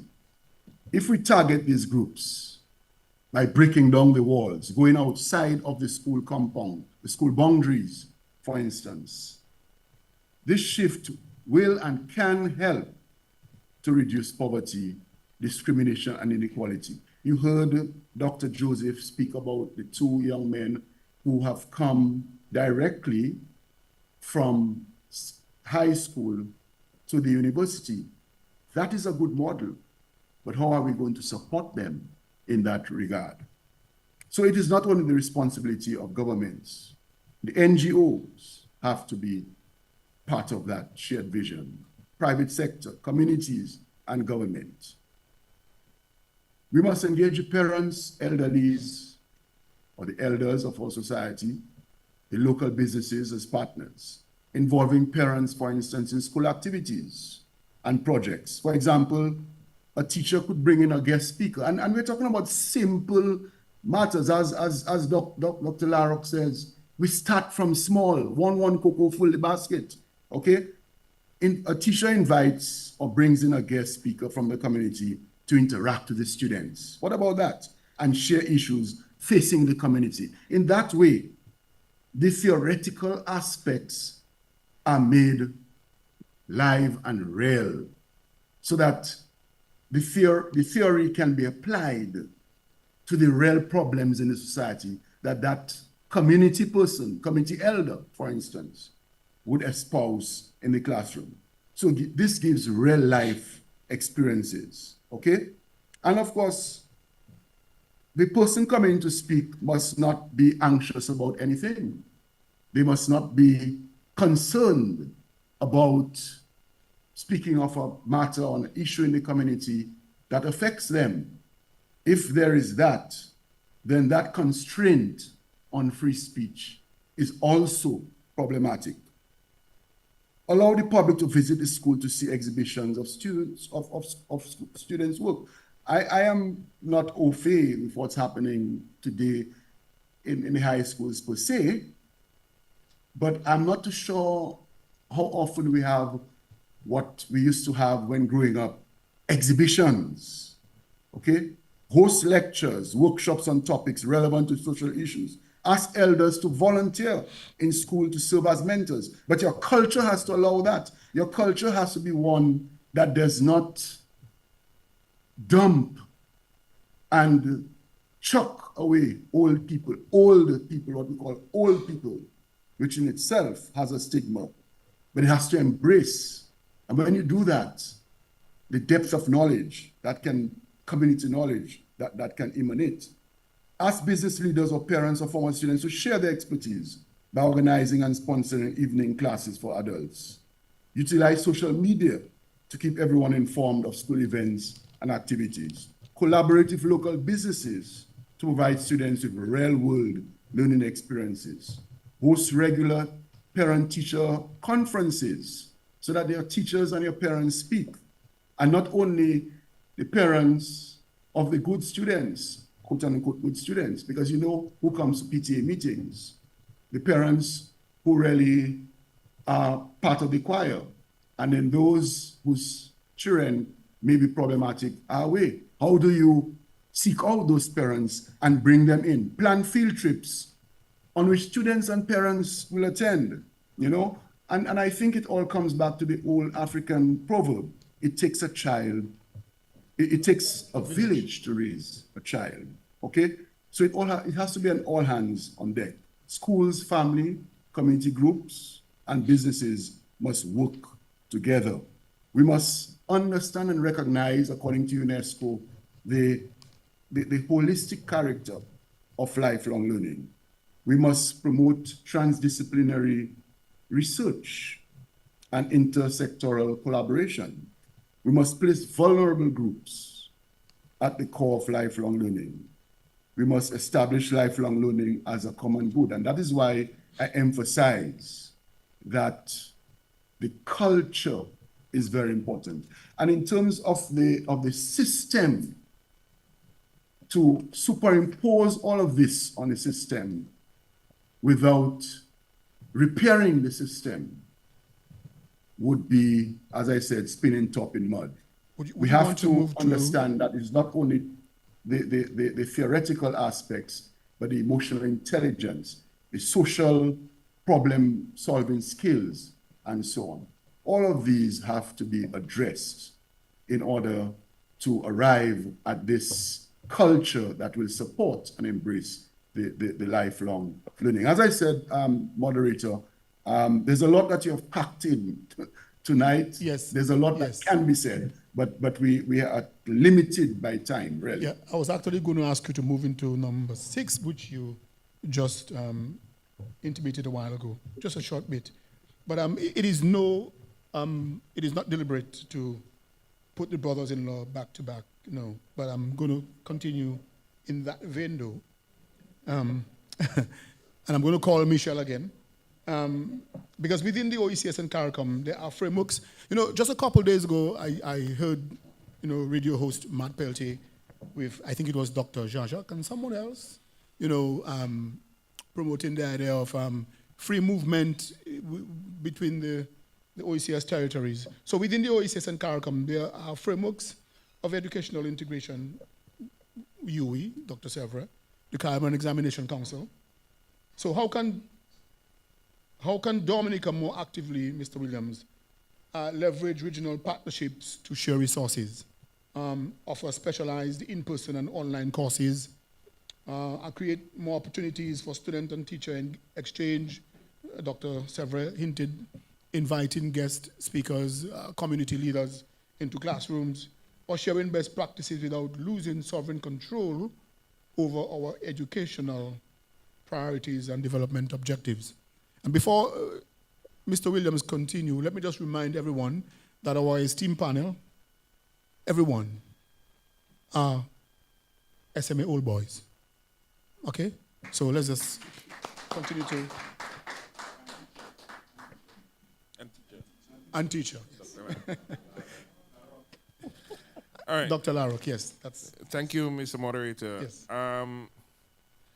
For Dominica to more actively leverage regional partnerships within the OECS and CARICOM, it has to do so by adopting a strategic, multifaceted approach that aligns the national educational priorities while maximizing the regional benefits. And let me just put on the table some key strategies. Dominica needs to actively participate in existing frameworks like UWI, CXC, OECS educational committees to influence regional policy and resource allocations in line with its own domestic national agenda. It has to establish cross-country digital collaboration hubs for its educators, its students, its administrators, to share best practices and develop joint projects. It should collaborate with regional institutions to develop and deliver specialized in-person and online courses tailored to Dominica's needs, utilizing regional expertise and resources. Set up regional centers of excellence in fields like sustainable agriculture, tourism, or renewable energy, leveraging shared resources and facilities. Dominica set itself up to be the lead, certainly in geothermal in the Caribbean, being the first resilient country. There has to be ways that it can use those national priorities and leverage some of the benefits of the regional institution and resources that it can get from a CARICOM and from a University of the West Indies avenue to it. Facilitate teachers and student exchanges. Implement reciprocal exchange programs with neighboring countries focusing on cultural, academic, and professional development while preserving national educational standards. Use regional scholarships and funding initiatives to support exchange opportunities, increasing accessibilities. I heard some talk about how do we support people. That doesn't necessarily have to be only within the Dominica context. That can be expanded out. Maybe another island has that opportunity or that set up already, and we have to find ways to tap into that or to copy and paste it. Right? There's nothing wrong with that. And that goes into developing joint resource pools for shared access in terms of technology, infrastructure, teaching materials, and research. But we have to maintain our sovereignty and the alignment with national objectives. I'm very passionate about all the fancy things that we want to get into, but how is it applicable for the national agenda currently, short term, and forward? Yes, robotics is good. Yes, AI is good. And we need to learn those things. But we have to get to the point where, we can recover from a natural disaster with domestic talent without having to import it significantly before we can deal with putting a robots factory in Maho, right? So we have to get there and align those things with the national strategy while still getting our students up to that level. Now, we have to advocate for flexible regional frameworks as well too. We have gone very far and done very well with the CXCs and the whole regional sit-in one exam for everybody at one time in the year. But we have to understand that different countries are at different levels of their development. And so maybe Michael can speak to that because he's on CXC. It must be quite challenging trying to structure an exam and teaching everybody from different backgrounds and different stages to sit one generalized exam for an entire Caribbean. And then when you pass that at that level, how applicable is it for your national circumstance, which is where you live? And now that we're going into this age of cross-border freedom of movement and so on, I go back to my original question. Are we training our people to export them, or are we training our people to move our own national agenda? Because with the freedom of people are not going to come to a country where the agenda is not clearly set out for them with the level of education that they have, particularly when the domestically educated people are still moving. And so we may find ourselves to just be a factory of producing bright minds, but our own national agenda is not reaping the benefits of the regional organizations that we are part of. And that is worrying from a country perspective. Okay, thank you. But, you know, you kind of put me on the spot there with CXC. Yeah, I've been an examiner with CXC for more than 25 years, I think. But I guess you're worried about having this one menu, and it doesn't matter whether who eats chicken or eats pork, we feed one menu to everyone. So maybe Dr. Larrock can probably maybe give us a little insight into maybe an assessment revolution. So if we are truly moving towards a system that values critical thinking, creativity and problem solving over rote memorization, how must our methods of student assessment, our exams, as Michelle mentioned, our grades, etc., fundamentally change to reflect and measure those new competencies that we are trying to forge towards? Dr. Larrock? Okay, thank you again. So let me start off by saying that the physical design of classrooms directly affects the assessment practices and student engagement. Historically, I'm sure we're the same way. We sat in rows. I looked at the back of the head of the person sitting in front of me, and on cue, they would turn around because now we would say, discuss. If education is going to prepare us for the real world, this is not how businesses operate. Everybody is working on a team right now. On a team. Everybody has their part, they meet, they report, and then they make changes, and then they go back and do whatever it is they have to do. I say that to say, I will go back to my old song and dance.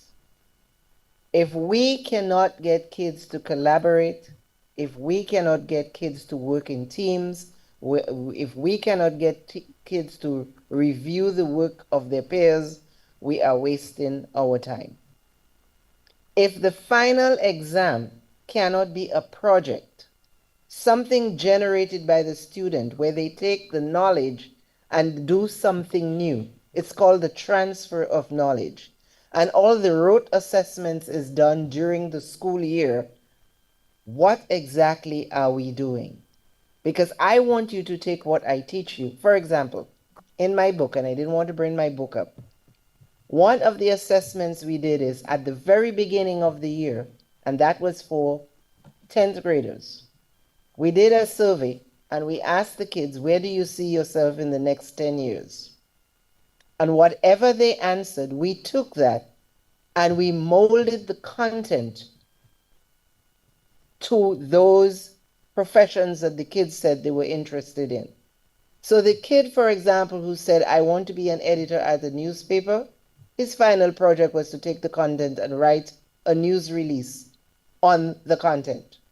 Because all the testing had already been done during the year. That's what we do. We teach, we test, we move on. So all that content is being learned. Now I need you to produce something at the end. We have to get away from memorization. It's critical in some places as you learn. And by the way, we can use AI to check that. You teach something, give them a multiple choice, make sure they have the basic facts, get AI to check it if you have the machine, the Scantron, and keep it moving. You've just gained time at home where you're not grading a basic paper to see if they got the basic knowledge. We have to change to teamwork. We must go to problem solving as our assessments and have the kid prepare it and maybe over the radio the winner talks about that thing they created in science because, or something they wrote on that they saw that was happening in Dominica, a topic that they found interesting that they researched. Because does our present system help kids do research? With all the, they can look for an answer in a second on their phone. Are we using that to help them do real research? And above all, We've got to teach them to understand the validity of what they're reading, because there's a lot of crap out there that's not valid, and kids don't know better. We can differentiate the assessment. Somebody there said, yeah, give everybody the same test and move on. But you can't differentiate if you don't know what their interests are. Incorporate presentations. And one more thing, when we do the class work, allow time for revision and in-depth exploration. Now here's how we can use AI, because the common thing is, oh, they're going to write the essay for the kids. Don't have to. We can use, the traffic lights, red, yellow, green. Red means you're going to write my essay and use absolutely no AI. After your peers have given you some review, we're going to use green. You can use a little bit. Write your paper. And then green means you can use AI as much as you can, but guess what? When you turn that paper in, I want to see the paper you wrote, and I want to see the paper that AI produced. You give me 2 papers. And then we begin to talk about what changes do you see? Do you agree with the changes? Now you're looking at it from that perspective, where you don't just take AI as valid, because we know sometimes we ask a question and we're not sure they understood what we asked, right? So that's what we would like to do. Incorporate presentations. Some of them are going to be politicians. They've got to be able to present properly.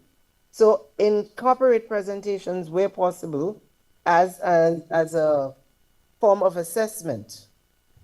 We keep saying real world applications. Well, then have them connect local situations with real world situations and make suggestions based on the basic knowledge that you've given them.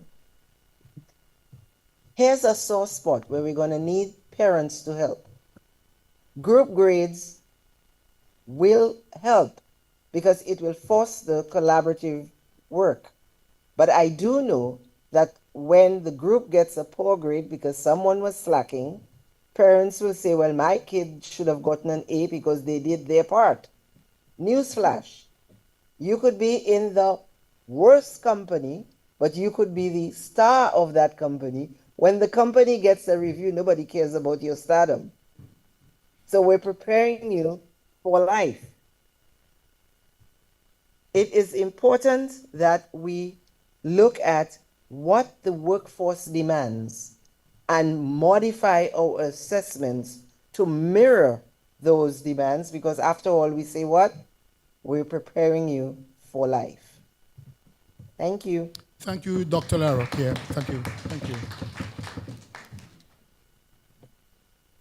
While Dr. Larrock was presenting, I just took a glance and I noticed that some of your eyes are beginning to close a bit. So I'm going to engage you. Okay? So what I'm going to do at this juncture, I'm going to invite, the audience, if you'd like to engage any of our panelists.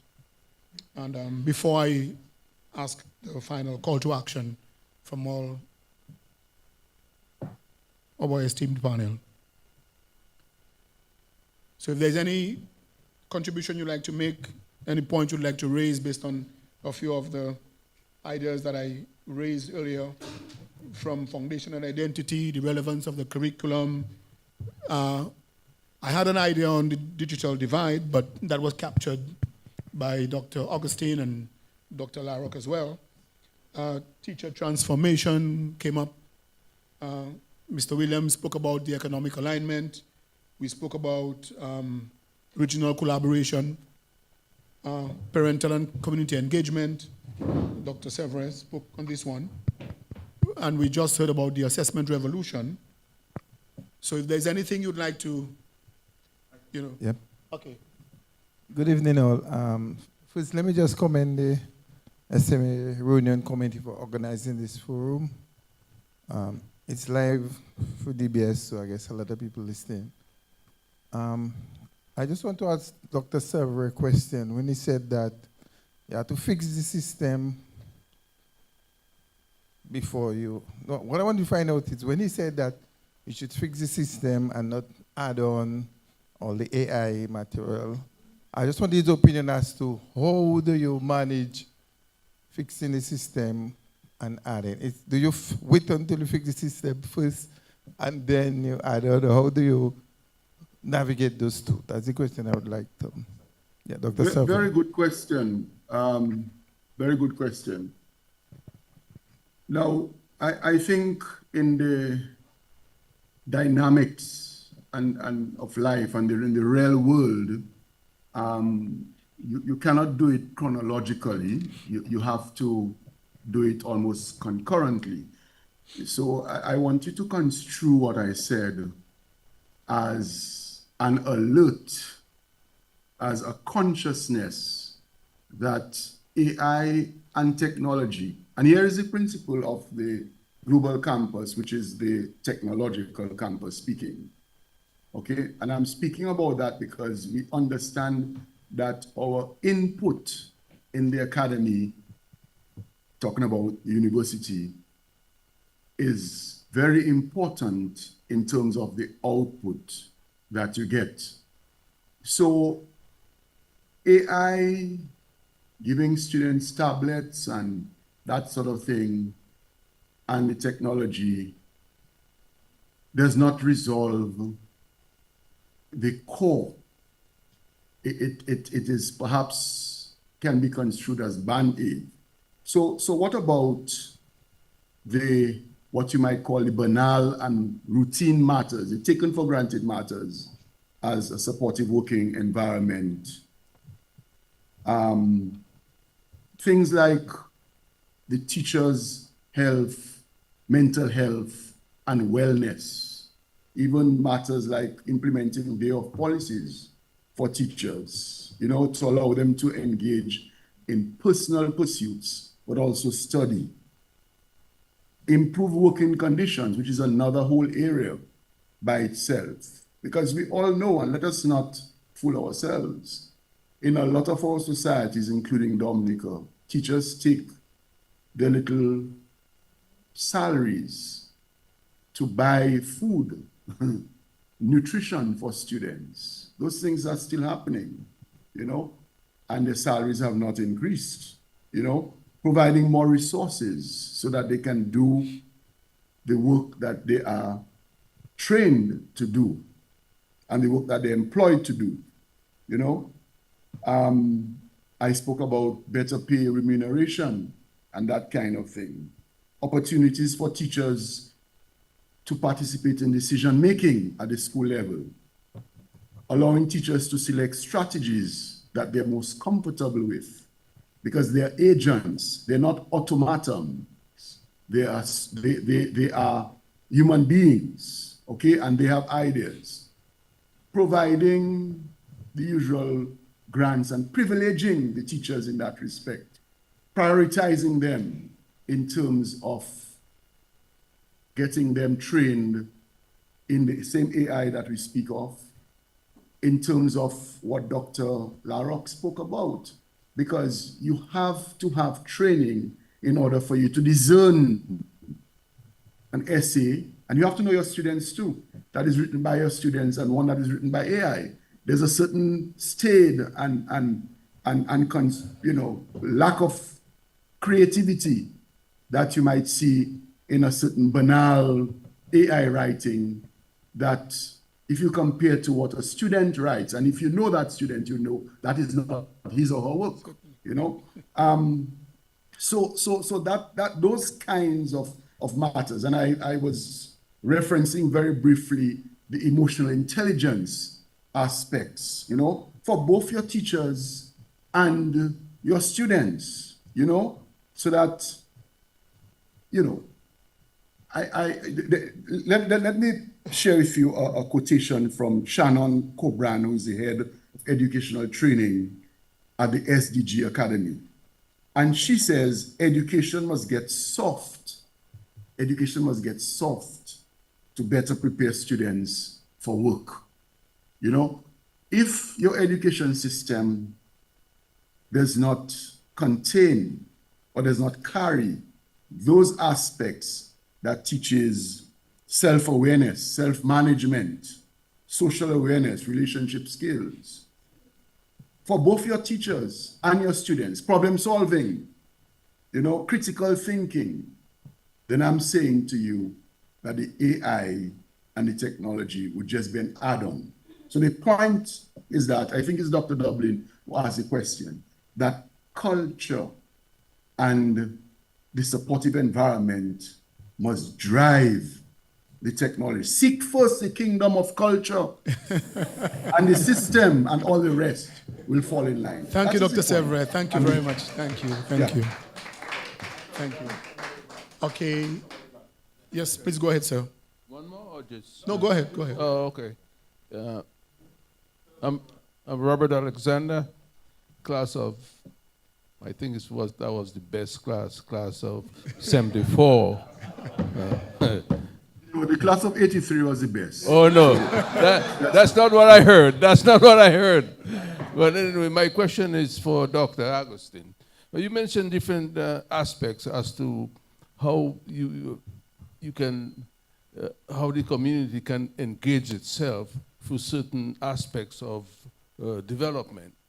But how you think the government financially can support these aspects you were talking about? Thank you. When it comes to government stuff, I'm out of it. Especially in Dominica. I'm not blue, red, no. But seriously though, I'm just being facetious here. We know that government's role is very important in the direction education goes. We hear a lot of talk, I've been hearing a whole lot tonight about artificial intelligence. You're a bit soft. I'm not hearing too. Yeah. Oh, sorry, can you hear me better? Yeah. Oh, that's better. Yes, Okay. Thanks. So, we hear a lot of it. But whether we like it or not, that's where we're going. What we need to be doing, though, is and the government needs to lead that effort, but they need that expertise to guide them. Infrastructure development, digital infrastructure development, where we need to expand our internet connectivity. The people in Grand Bay, in Girodale, should have reliable internet where they can perform, whether it's studying, without interruptions. Yes, there will be some, but mostly reliable. Public Wi-Fi, established public Wi-Fi hotspots, those have to be subsidized in community centers, libraries, schools, not just when they're walking by Jolly's pharmacy. It should be all over the place for students and families to use. Digital inclusion initiatives. The government needs to help drive that. Device distribution programs and implement device distribution or loan programs for students from low-income families, ensuring that they have access to those digital tools. Subsidized internet plans. Those are specific things. Smart and specific. SMART. Measurable. You can use those. Subsidized internet plans for those low-income families. Digital literacy training programs. A lot of the people in Dailies, they don't know how to use those phones. They really don't. Okay, yeah, well, I would, because I understand them well. And it's all over. When I say that, it goes all over. I'm just kidding. I know. So AI seems to scare people, but if we need to embark on an AI literacy program where people can understand what it means and what it does. Teacher training, provide these educators with professional development opportunities to learn about AI and the emerging technologies that are coming with it. Personalized learning, leverage those AI adaptive learning systems that are already there and are being used in places like Harvard and Yale. While we are biting around the edges, they're using it all over the place. And creating magic. And ethics, responsibility, we have that, is what I think most people are concerned about. Emphasize the importance of ethics, honesty, responsibility, and critical thinking when using it and these emerging technologies. So that's where we're heading, and the government has a big role in pushing it forward. Thank you.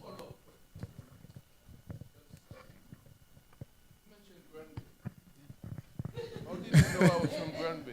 I think he was focusing mainly on Delhi's, you know. Oh, you mentioned Granby. Yeah. How did you knew I was from Granby? My AI glasses told me. Those AI glasses told me. Yeah.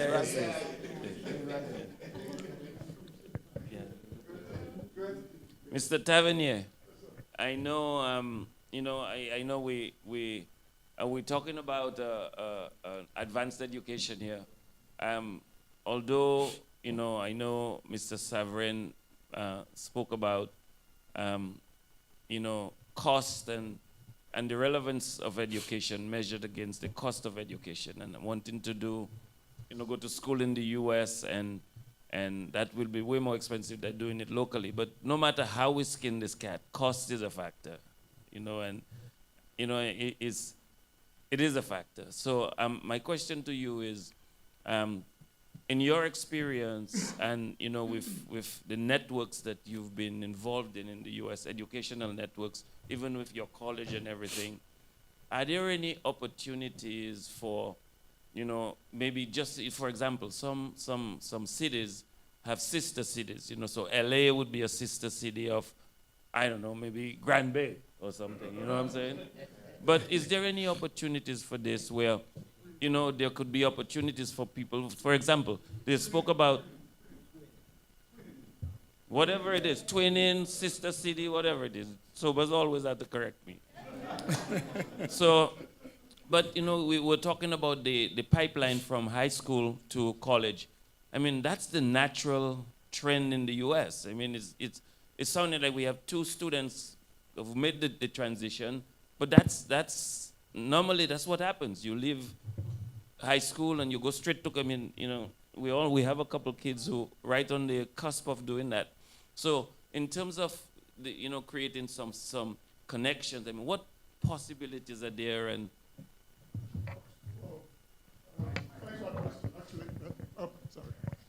thanks for this question. Actually, when Dr. Severin was talking, that did cross my mind.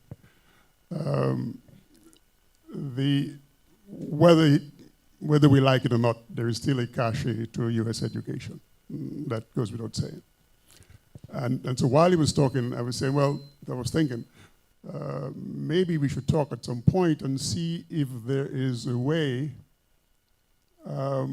where we can utilize certain courses, for example, from Rutgers University and UWI, and have students having a joint degree, a Rutgers UWI degree, which I think might have more cachet than just perhaps a UWI degree. I don't know. Again, these are things one could explore. So that is a very relevant question and a very great one.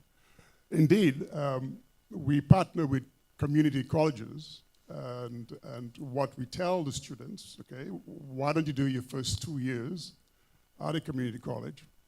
We'll accept those credits.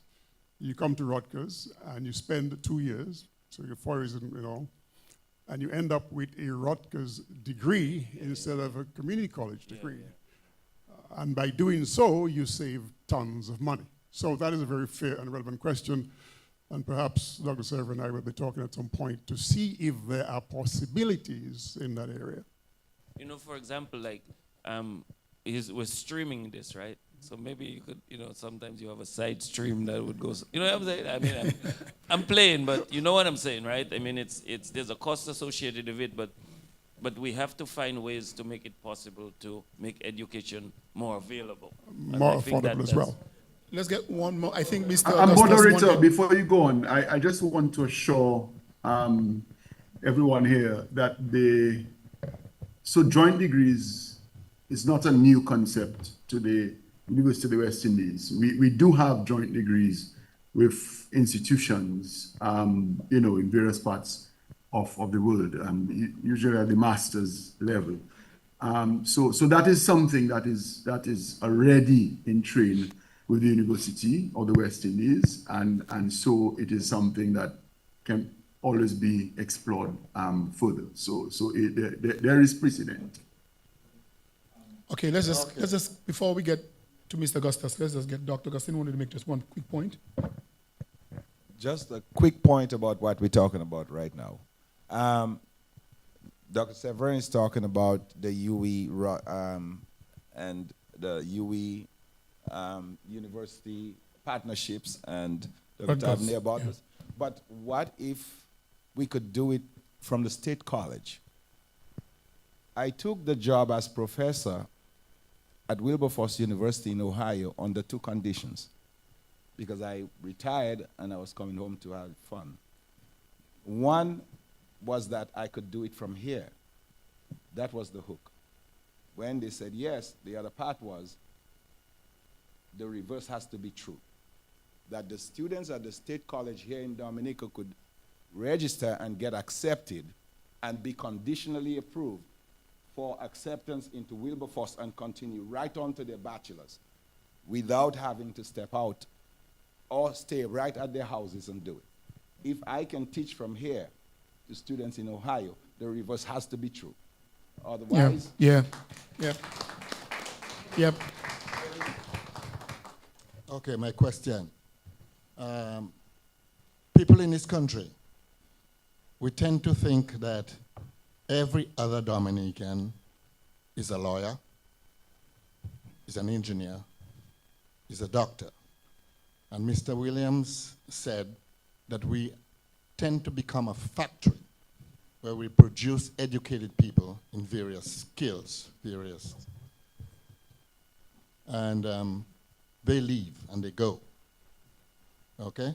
So my question is really, we have a system where 100 students want to go study at universities, but we have already 500 engineers, 400 doctors, etc., etc. How can we fix that? Because other kids want to go become engineers, become doctors. How are they going to come back home when they know that there are 1,000 doctors already who is unemployed, and engineers as well? That's my question. Mr. Williams. Yeah, add something to it. Add something to it. Hi, I'm going to add something to this which may answer your question. So I don't think it is about the quantity as opposed to the quality. So I am a very strong believer in critical thinking. I am so moved when they said it today, because teaching people to think is one of the best skills that we can give to our people today. If you teach people to think, you force them to create problems which they have to solve. So let's look at it as creative destruction. Creative destruction is about taking an existing situation and changing it to make something better. So you're taking the education system, you're looking at it from a creative point of view, and you're destroying it to make it better so that it is more apt for tomorrow's people, to students tomorrow. So it's not about the number as opposed to the quality. What can they bring in addition to what already exists? Not about being a lawyer or a doctor. It's about what do you bring to your table as a lawyer, as a doctor, as an engineer, as a plumber, as whatever profession that you want to apply. Okay, thank you. Mr. Williams? Yeah, I agree with that point, and to your point as well. It's not so much what people are studying. I think it's trying to align the interests with the employability of people. Yeah. So we have to look, and Dr. Severus spoke of it. The culture is that for you to be bright and to be educated, you have to be an engineer. You have to, like the Nigerians have that as well too. You must be a doctor. You must be an engineer.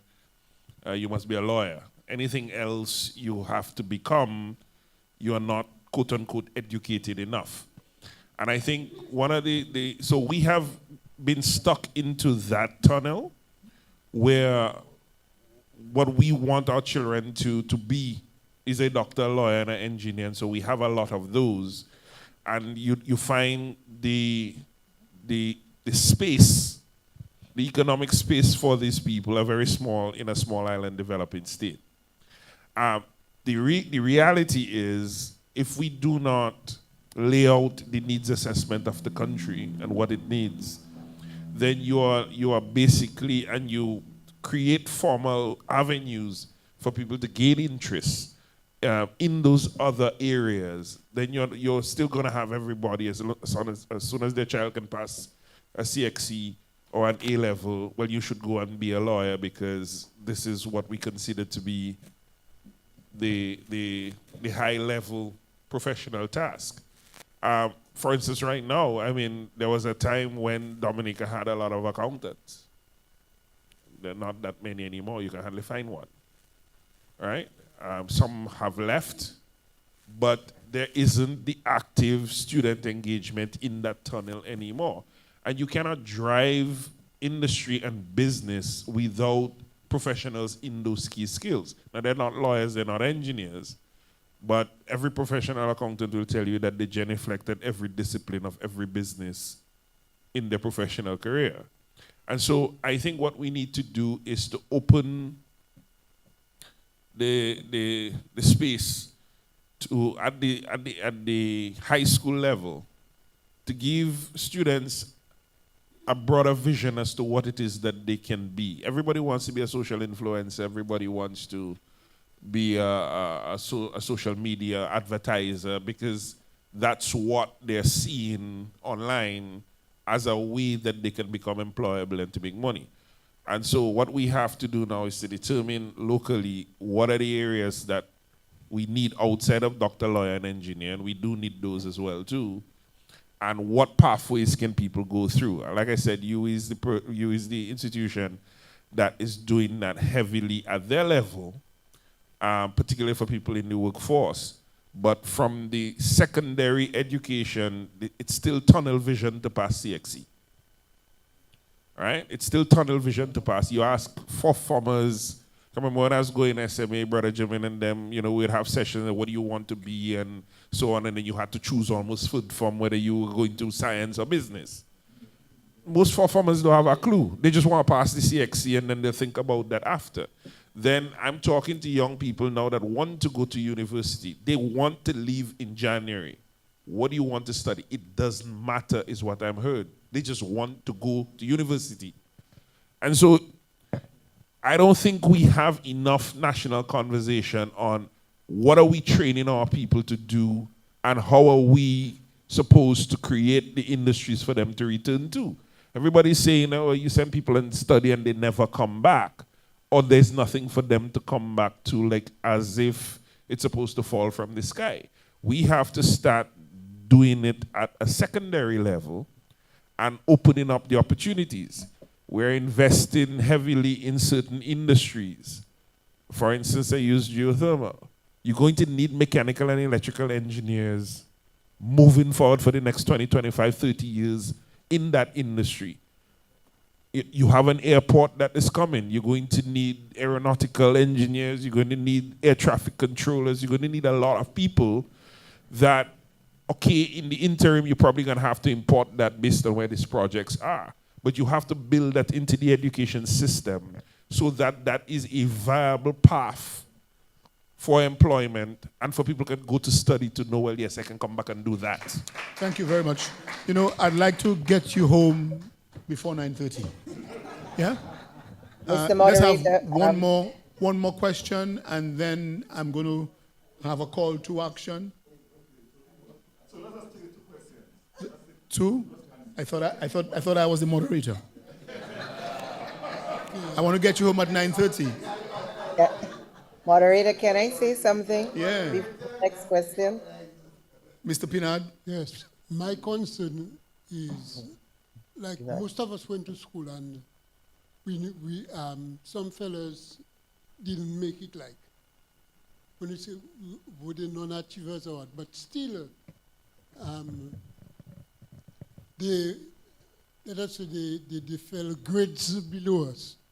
However, they are the persons that are keeping Dominica alive. They are the mechanics, they are the masons, they are the contractors, and so on. How are we in that reform going to cater for those people? Can I answer that question? Yes, Dr. Larrock. Okay, so I'm going to start by posing the three questions I started my first question with. We have to decide what the purpose of education is and what it is specifically for Dominica. And we need to find out what the interests are for our students. We also need to pivot old topics into new frames. For example, absence of the discussion, if I missed it, was how we would make students look at agriculture from an economic viewpoint. And that goes back to what the gentleman just asked, all those older professions, how are we going to get the kids interested in those? Do seminars in the summer. There's a thing called Mini Gusto where they do apprenticeship, but you can't just show it as a profession. You have to show it through the lens of economics, because we know agriculture carries an old stigma. But if I can have students understand economics, we have food coming in, we're importing. That means we're paying for things that we could probably grow right here. I remember as a student, one of the biggest topics was why the Federation didn't work. Still bitter about that, because we could have had a hell of a trade system where we didn't have to import all the things we're importing now. So it's how we send that message to engage the students. Please, when we do this, we've got to look at these questions. We've got to take years, maybe 1 or 2 years, to plan this out before we jump ship. Maybe 2 years is too long, but we can't go full steam without really methodically deciding what's most important, what can wait, and what it is we need to do right now. Thank you. Let's. Good evening. Yes, go ahead. My name is Kelvin Rule. I've been hearing about systems of education, you know. It's like we're talking about all kinds of systems, but we're not involving the student capacity, the mental conscious capacity. What about the consciousness-based education? We were talking about all kinds of systems, and we have just forgotten completely about the student's capacity.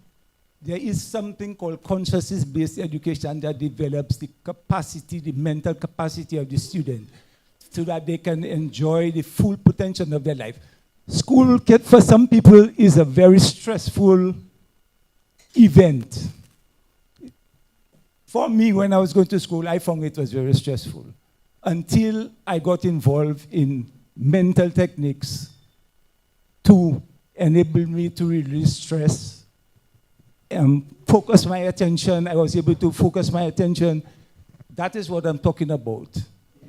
There's just no mention of that. I think it's without the student mental capacity,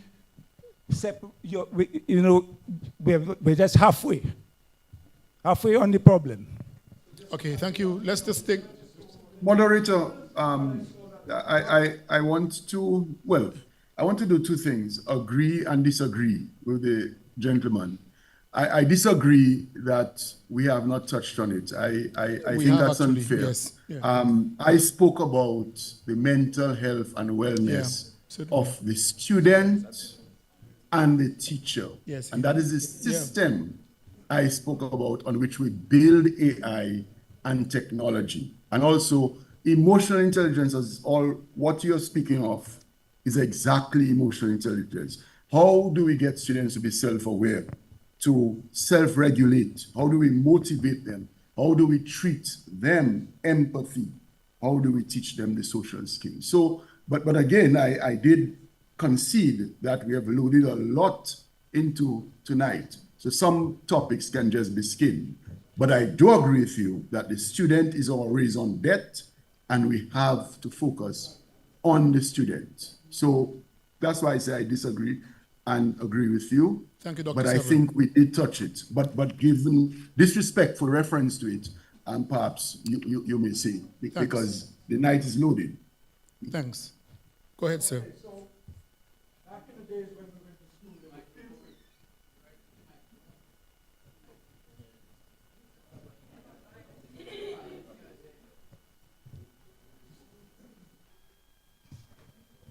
So a lot Is of someone students, speaking? I'm not hearing. yeah, a lot of students figured out what they wanted to do, like when we were going to school, through field trips, right? So, yeah, a lot of students figured out what they wanted to do through field trips. We would go out to different places, different businesses, and someone would go like, "Ooh, I think I like that." So I think that's one of the ways that you get kids involved in what's going on around them, so they can choose, like right at an early age, what they might want to do. I don't know if you missed it, sir, but Dr. Larocque and both Dr. Severin mentioned. Right. Yeah, they So, captured that. Yeah, Yes. and I was just trying to add to what Kelvin was saying. Yeah. And I think that was really important. And critical thinking and analysis, like data, is really important for kids, because you might be able to teach someone how to do something, but if they don't understand what they're doing, they never get it. They can't Okay. fix anything. So Thank you. just an addition. Final question. Yes, Final, good evening. final. Good evening. We're talking about students here and students' well-being. A regional exam is being set on a public holiday, Pentecost Monday. You living in Granby is a big national festival for the village. Your son has 2 exams, you have family coming over to visit. Why is it in this day and age with the AI, exam cannot be scheduled to respect local culture, family, student well-being? Why is this in 2025, exams are scheduled on public holiday with no transportation in place, no infrastructure in place to get students to the exam site safely and back? Thank you. That's not for me. That's not for me. That's not for me. That's not for me. That's not for me. But you would agree though that Pentecost Monday is it's a Catholic holiday, and it may not necessarily be a Catholic holiday in Belize or in Guyana. So we have, as you rightly said, we have varying cultures, very different religions. So it will impact a certain number of students, but not everyone. Not everyone. Yeah. Yeah. Yeah. But I want to move to the call to action. Okay? I want to move to the call to action because I promised you I'd like to get you home at 9:30. So finally, to each of our panelists, Dr. Larocque, Dr. Severin, Dr. Augustine, Mr. Williams, Dr. Tavernier, you have 1 minute. I think that's a little too long. So, so listen. So if you could champion just one single policy change or pilot project to be started in the next 12 months to set Dominica on this new education pathway, what would it be and why? Yes, we'll go with you. For me, it would be to have teachers go through change management training, have the community understand what the change is about, so that they can develop a plan where we look at the polarities and see what it is we need to stop, what it is we need to modify, and what it is we can embrace. And we need a year to do that, at least. Thank you, Dr. Larocque. Dr. Tavernier. Okay, well, I think Dr. Augustine spoke a lot about access to resources, which is a key factor for student success. So I'm going to propose something that will provide the resources that you want. In addition, it will reduce congestion. And if it's going to provide the resources, it has to provide the revenue as well. It might increase savings. It might even make Dominica healthier. And that proposal involves having parking meters in Roseau. So you put parking meters in Roseau, then you have a revenue source to provide all the, well, listen, all, but some of the access to the resources that you want. To hear this. That is the government. Thank you, Dr. Tavernier. I want to save myself the headache of putting Dr. Severin and Mr. Williams back to back. You know, so I'm going to ask. So I'm going to ask Dr. Severin to go ahead, and then Dr. Augustine. Go ahead, Dr. Severin. No, it wasn't a complaint, you know. It was just an observation. Yes. I don't know whether I want to champion anything, you know, moderator. Championing things in Dominica has got me into a lot of trouble. But let me make, let me ruminate aloud, as it were. I think we're still in the realm of what Paulo Freire, in his classic book, referred to as the pedagogy of the oppressed. And that comes back to the gentleman's question about the student. The student is living in an authoritarian state in the school. Some Marxists spoke about the schooling society because it's so oppressive, and it mirrors the wider society where you go out there as obedient people. And I talk about being in trouble. And let us not be hypocritical, because hypocrisy annoys and aggravates me. As my father would say, it gets my goat. We speak about, and a lot of the countries are net exporters of educated people. You know, we have, we educate more than we can contain, because our systems, again, are not ready to absorb. But part of it is that we have not taught our people to think critically. So they think that the whole idea is to get a job in the bank, to get a job at Flow, to get a job somewhere in the private sector. Certainly not teaching. If teaching, it's a means to an end because the salary is very low. And that is the issue. We have to change those structures before we bring on anything else. And I'm saying that if you talk about championing a project, it probably could not take 1 year. It probably will not take 2 years. It is something that has to involve a mind cataclysmic shift. We have to stop treating our students like people, like slaves, you know? And that is what we do. We instruct them and they have to regurgitate. This is the same reason that I did not send my daughter after Convent High School to college. I sent her to Canada because I wanted her to get into an environment, and they had a good education system over there so that she could think. She wanted to think. She came home frustrated. Daddy, I cannot think.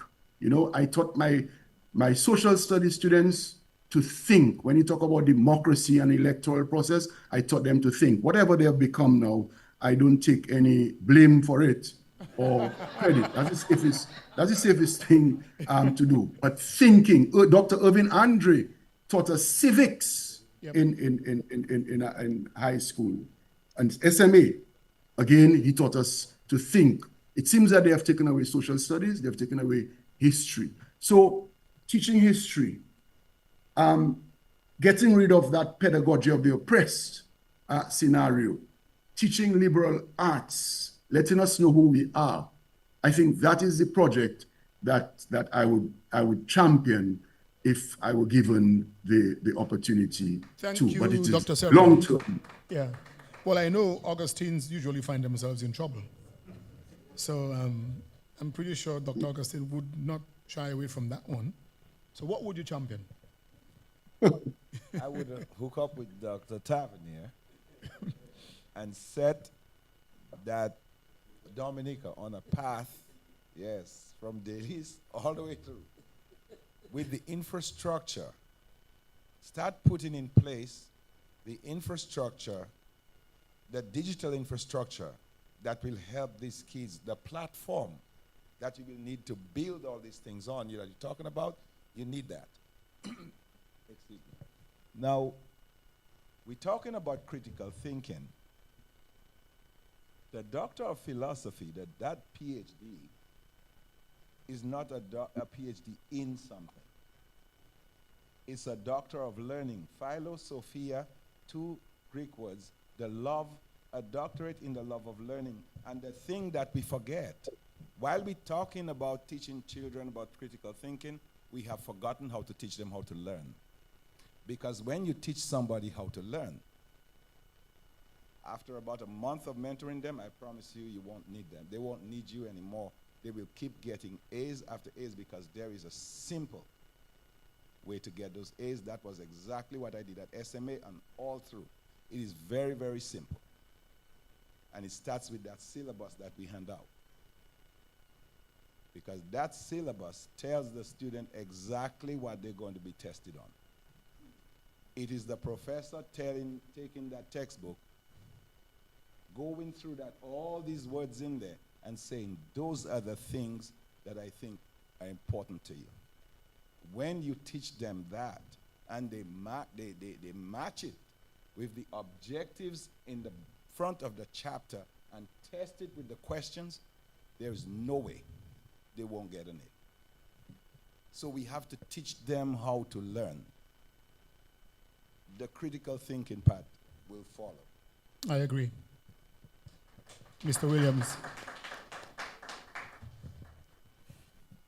I don't have a project that I would champion. I'm not an educator. What I have is a wish and a hope.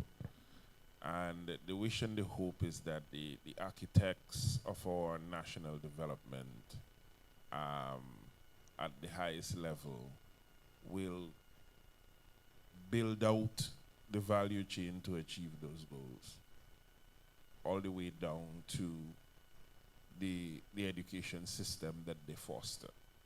So if we're going to grow a blue economy at a national level, and this is where we want to do, then we have to build that out and know that we need ocean scientists, we need boat operators, we need people with expertise in aquaculture, and so on and so forth, and then build that, if not in the formal education system, but certainly through a polytechnic or a technical expertise building, so that we now can align the national goals and ideals that the politicians espouse to the people that are actually going to work in it. I think we have it seems that we have a divide where we have big thinking, high value, high ambition at a national level, but we still want to be nationalistic and not bringing anybody to do it, but we're still not building the systems to train our people to fit in. And so there's a disconnect.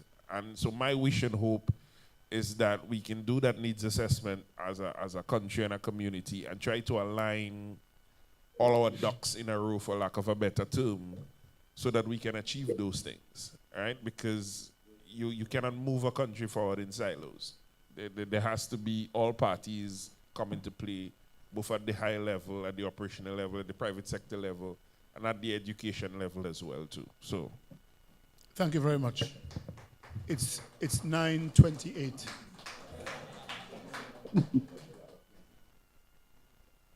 Dr. Arok was the first one who presented, yes.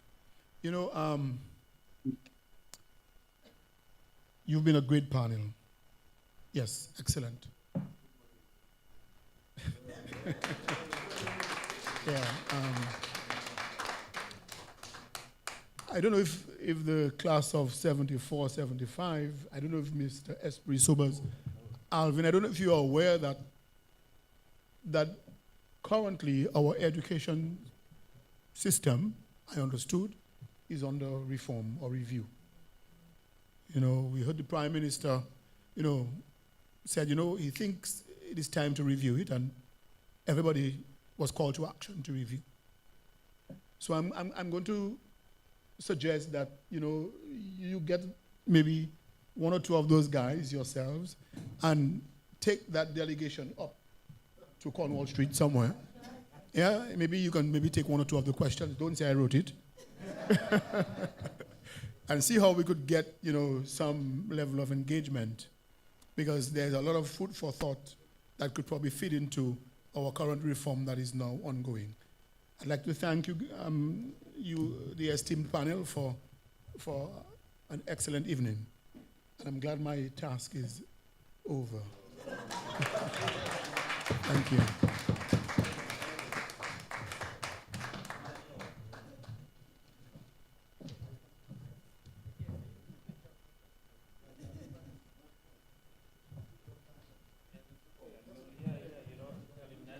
Well, good night, folks. So hold on a second, real quick. So, okay, so here is AI in action right now. So we're going to take the recording of this, we're going to put it in ChatGPT, and we're going to ask Chat to give us a summary of the most important things that were said here tonight and how we can turn them into action items so we can hand it to the Prime Minister tomorrow. All right? I think there was a lot said here tonight which was very profound. On behalf of the St. Mary's Academy Alumni Reunion Committee, I want to extend our heartfelt thanks to each of you who took part in tonight's educational forum. We were really privileged to listen to some really high-level knowledge, and it's going to change all our lives. That's what we hope, right? What made the evening truly meaningful wasn't just the brilliance of ideas shared, it was the solutions that emerged. And I like your practicality, you know? I mean, let's not just be educated to be educated. It's got to have a reason. We got to have it's got to be for something. And then, but if we know what we're being educated for, then it becomes practical. You don't just get educated and leave. I really like that. Touched me, actually. That was really meaningful. It was more than just a conversation. It was an intellectual endeavor grounded in action, which is important. A gathering of minds and hearts determined to move from dialogue to tangible progress. So let tonight stand as both a moment of reflection and a practical guide to move forward. The insights shared here must continue to shape our policy. It really, I mean, I think the Prime Minister would be very happy to be exposed, and maybe some of the ideas who came out here tonight, to be able to curate it in a way that can be practical. I think you would probably be very happy. Am I right or wrong? We are deeply grateful for your passion, your clarity, and your commitment to our nation's youth. And we mentioned earlier on today, we have 2 students, I think, who came directly from SMA and go straight into the undergraduate program. That should be the norm. That's what in the US, that's what's done. I mean, a kid leaves school, before you finish high school, you're already accepted in some university. So I understand it's a little different here. But I mean, with long distance learning, with Mr. Augustine, Mr. Tavernier, and all their connections, I'm sure we can, you know, and Mr. Savrin, right? Yeah, Mr. Savrin, I'm sure, I mean, there can be some collaboration to make it possible and easier for kids to be educated, you know? Telemedicine, they do. You can have a heart operation from a South African doctor is talking to a doctor here to help with a heart operation. Why can't we make it easier for people to go to school? I mean, we know, we talk about cost of education.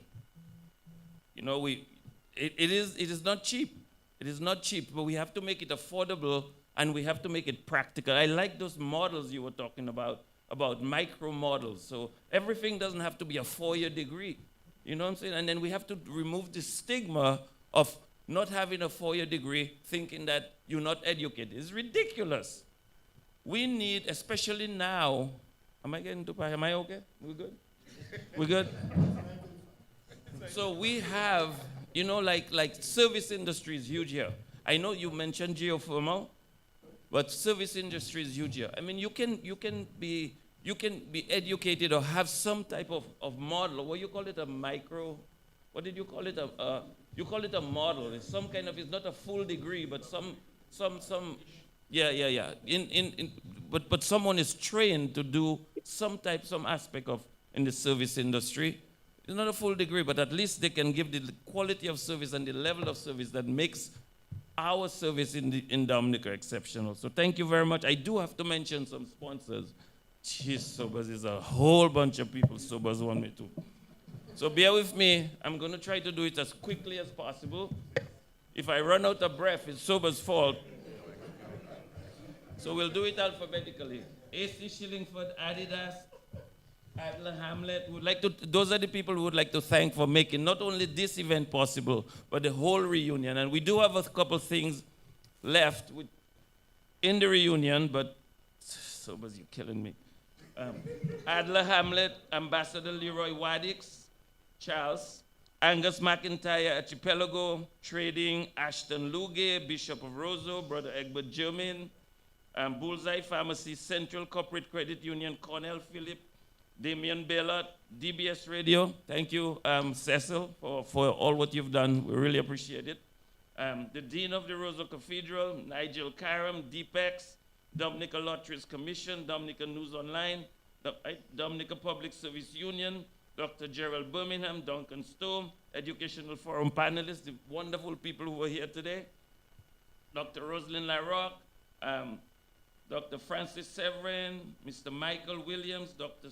Swinburne, Michelle, sorry, Mr. Michelle, Dr. Swinburne, Augustine, Dr. Edmund Tavernier, and Dr. Rosalind LaRoque. I think I mentioned it twice. I can't believe that only 20% of the students are male. You know, isn't that's a reason for concern. What are the young men doing?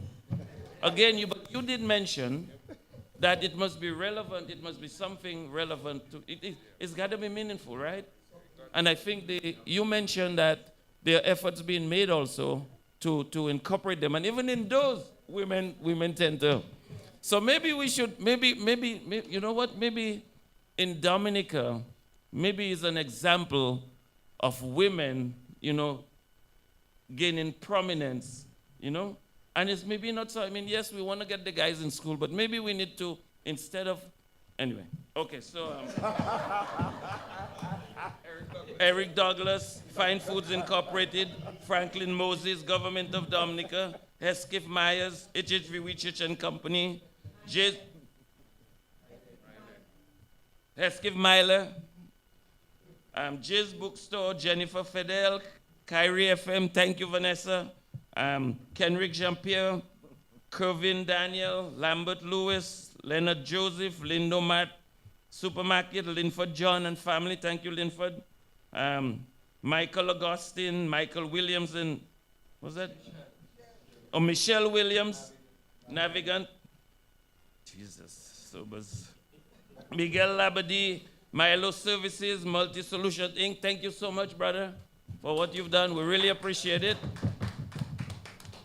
National Cooperative Credit Union, Optics, Sharp, Oswald, Bertrand, Patrick Henderson, Paul Phillips, and Oyo Construction. Principal and staff of St. Mary's Academy. Where is, she left. Yeah, Push Past 10 Media, Q95, Ray Harris, thank you. Rupert Sorrento, TDN Radio. I know we're broadcasting live on TDN tonight. Thank you, Sam. Thank you, Drago.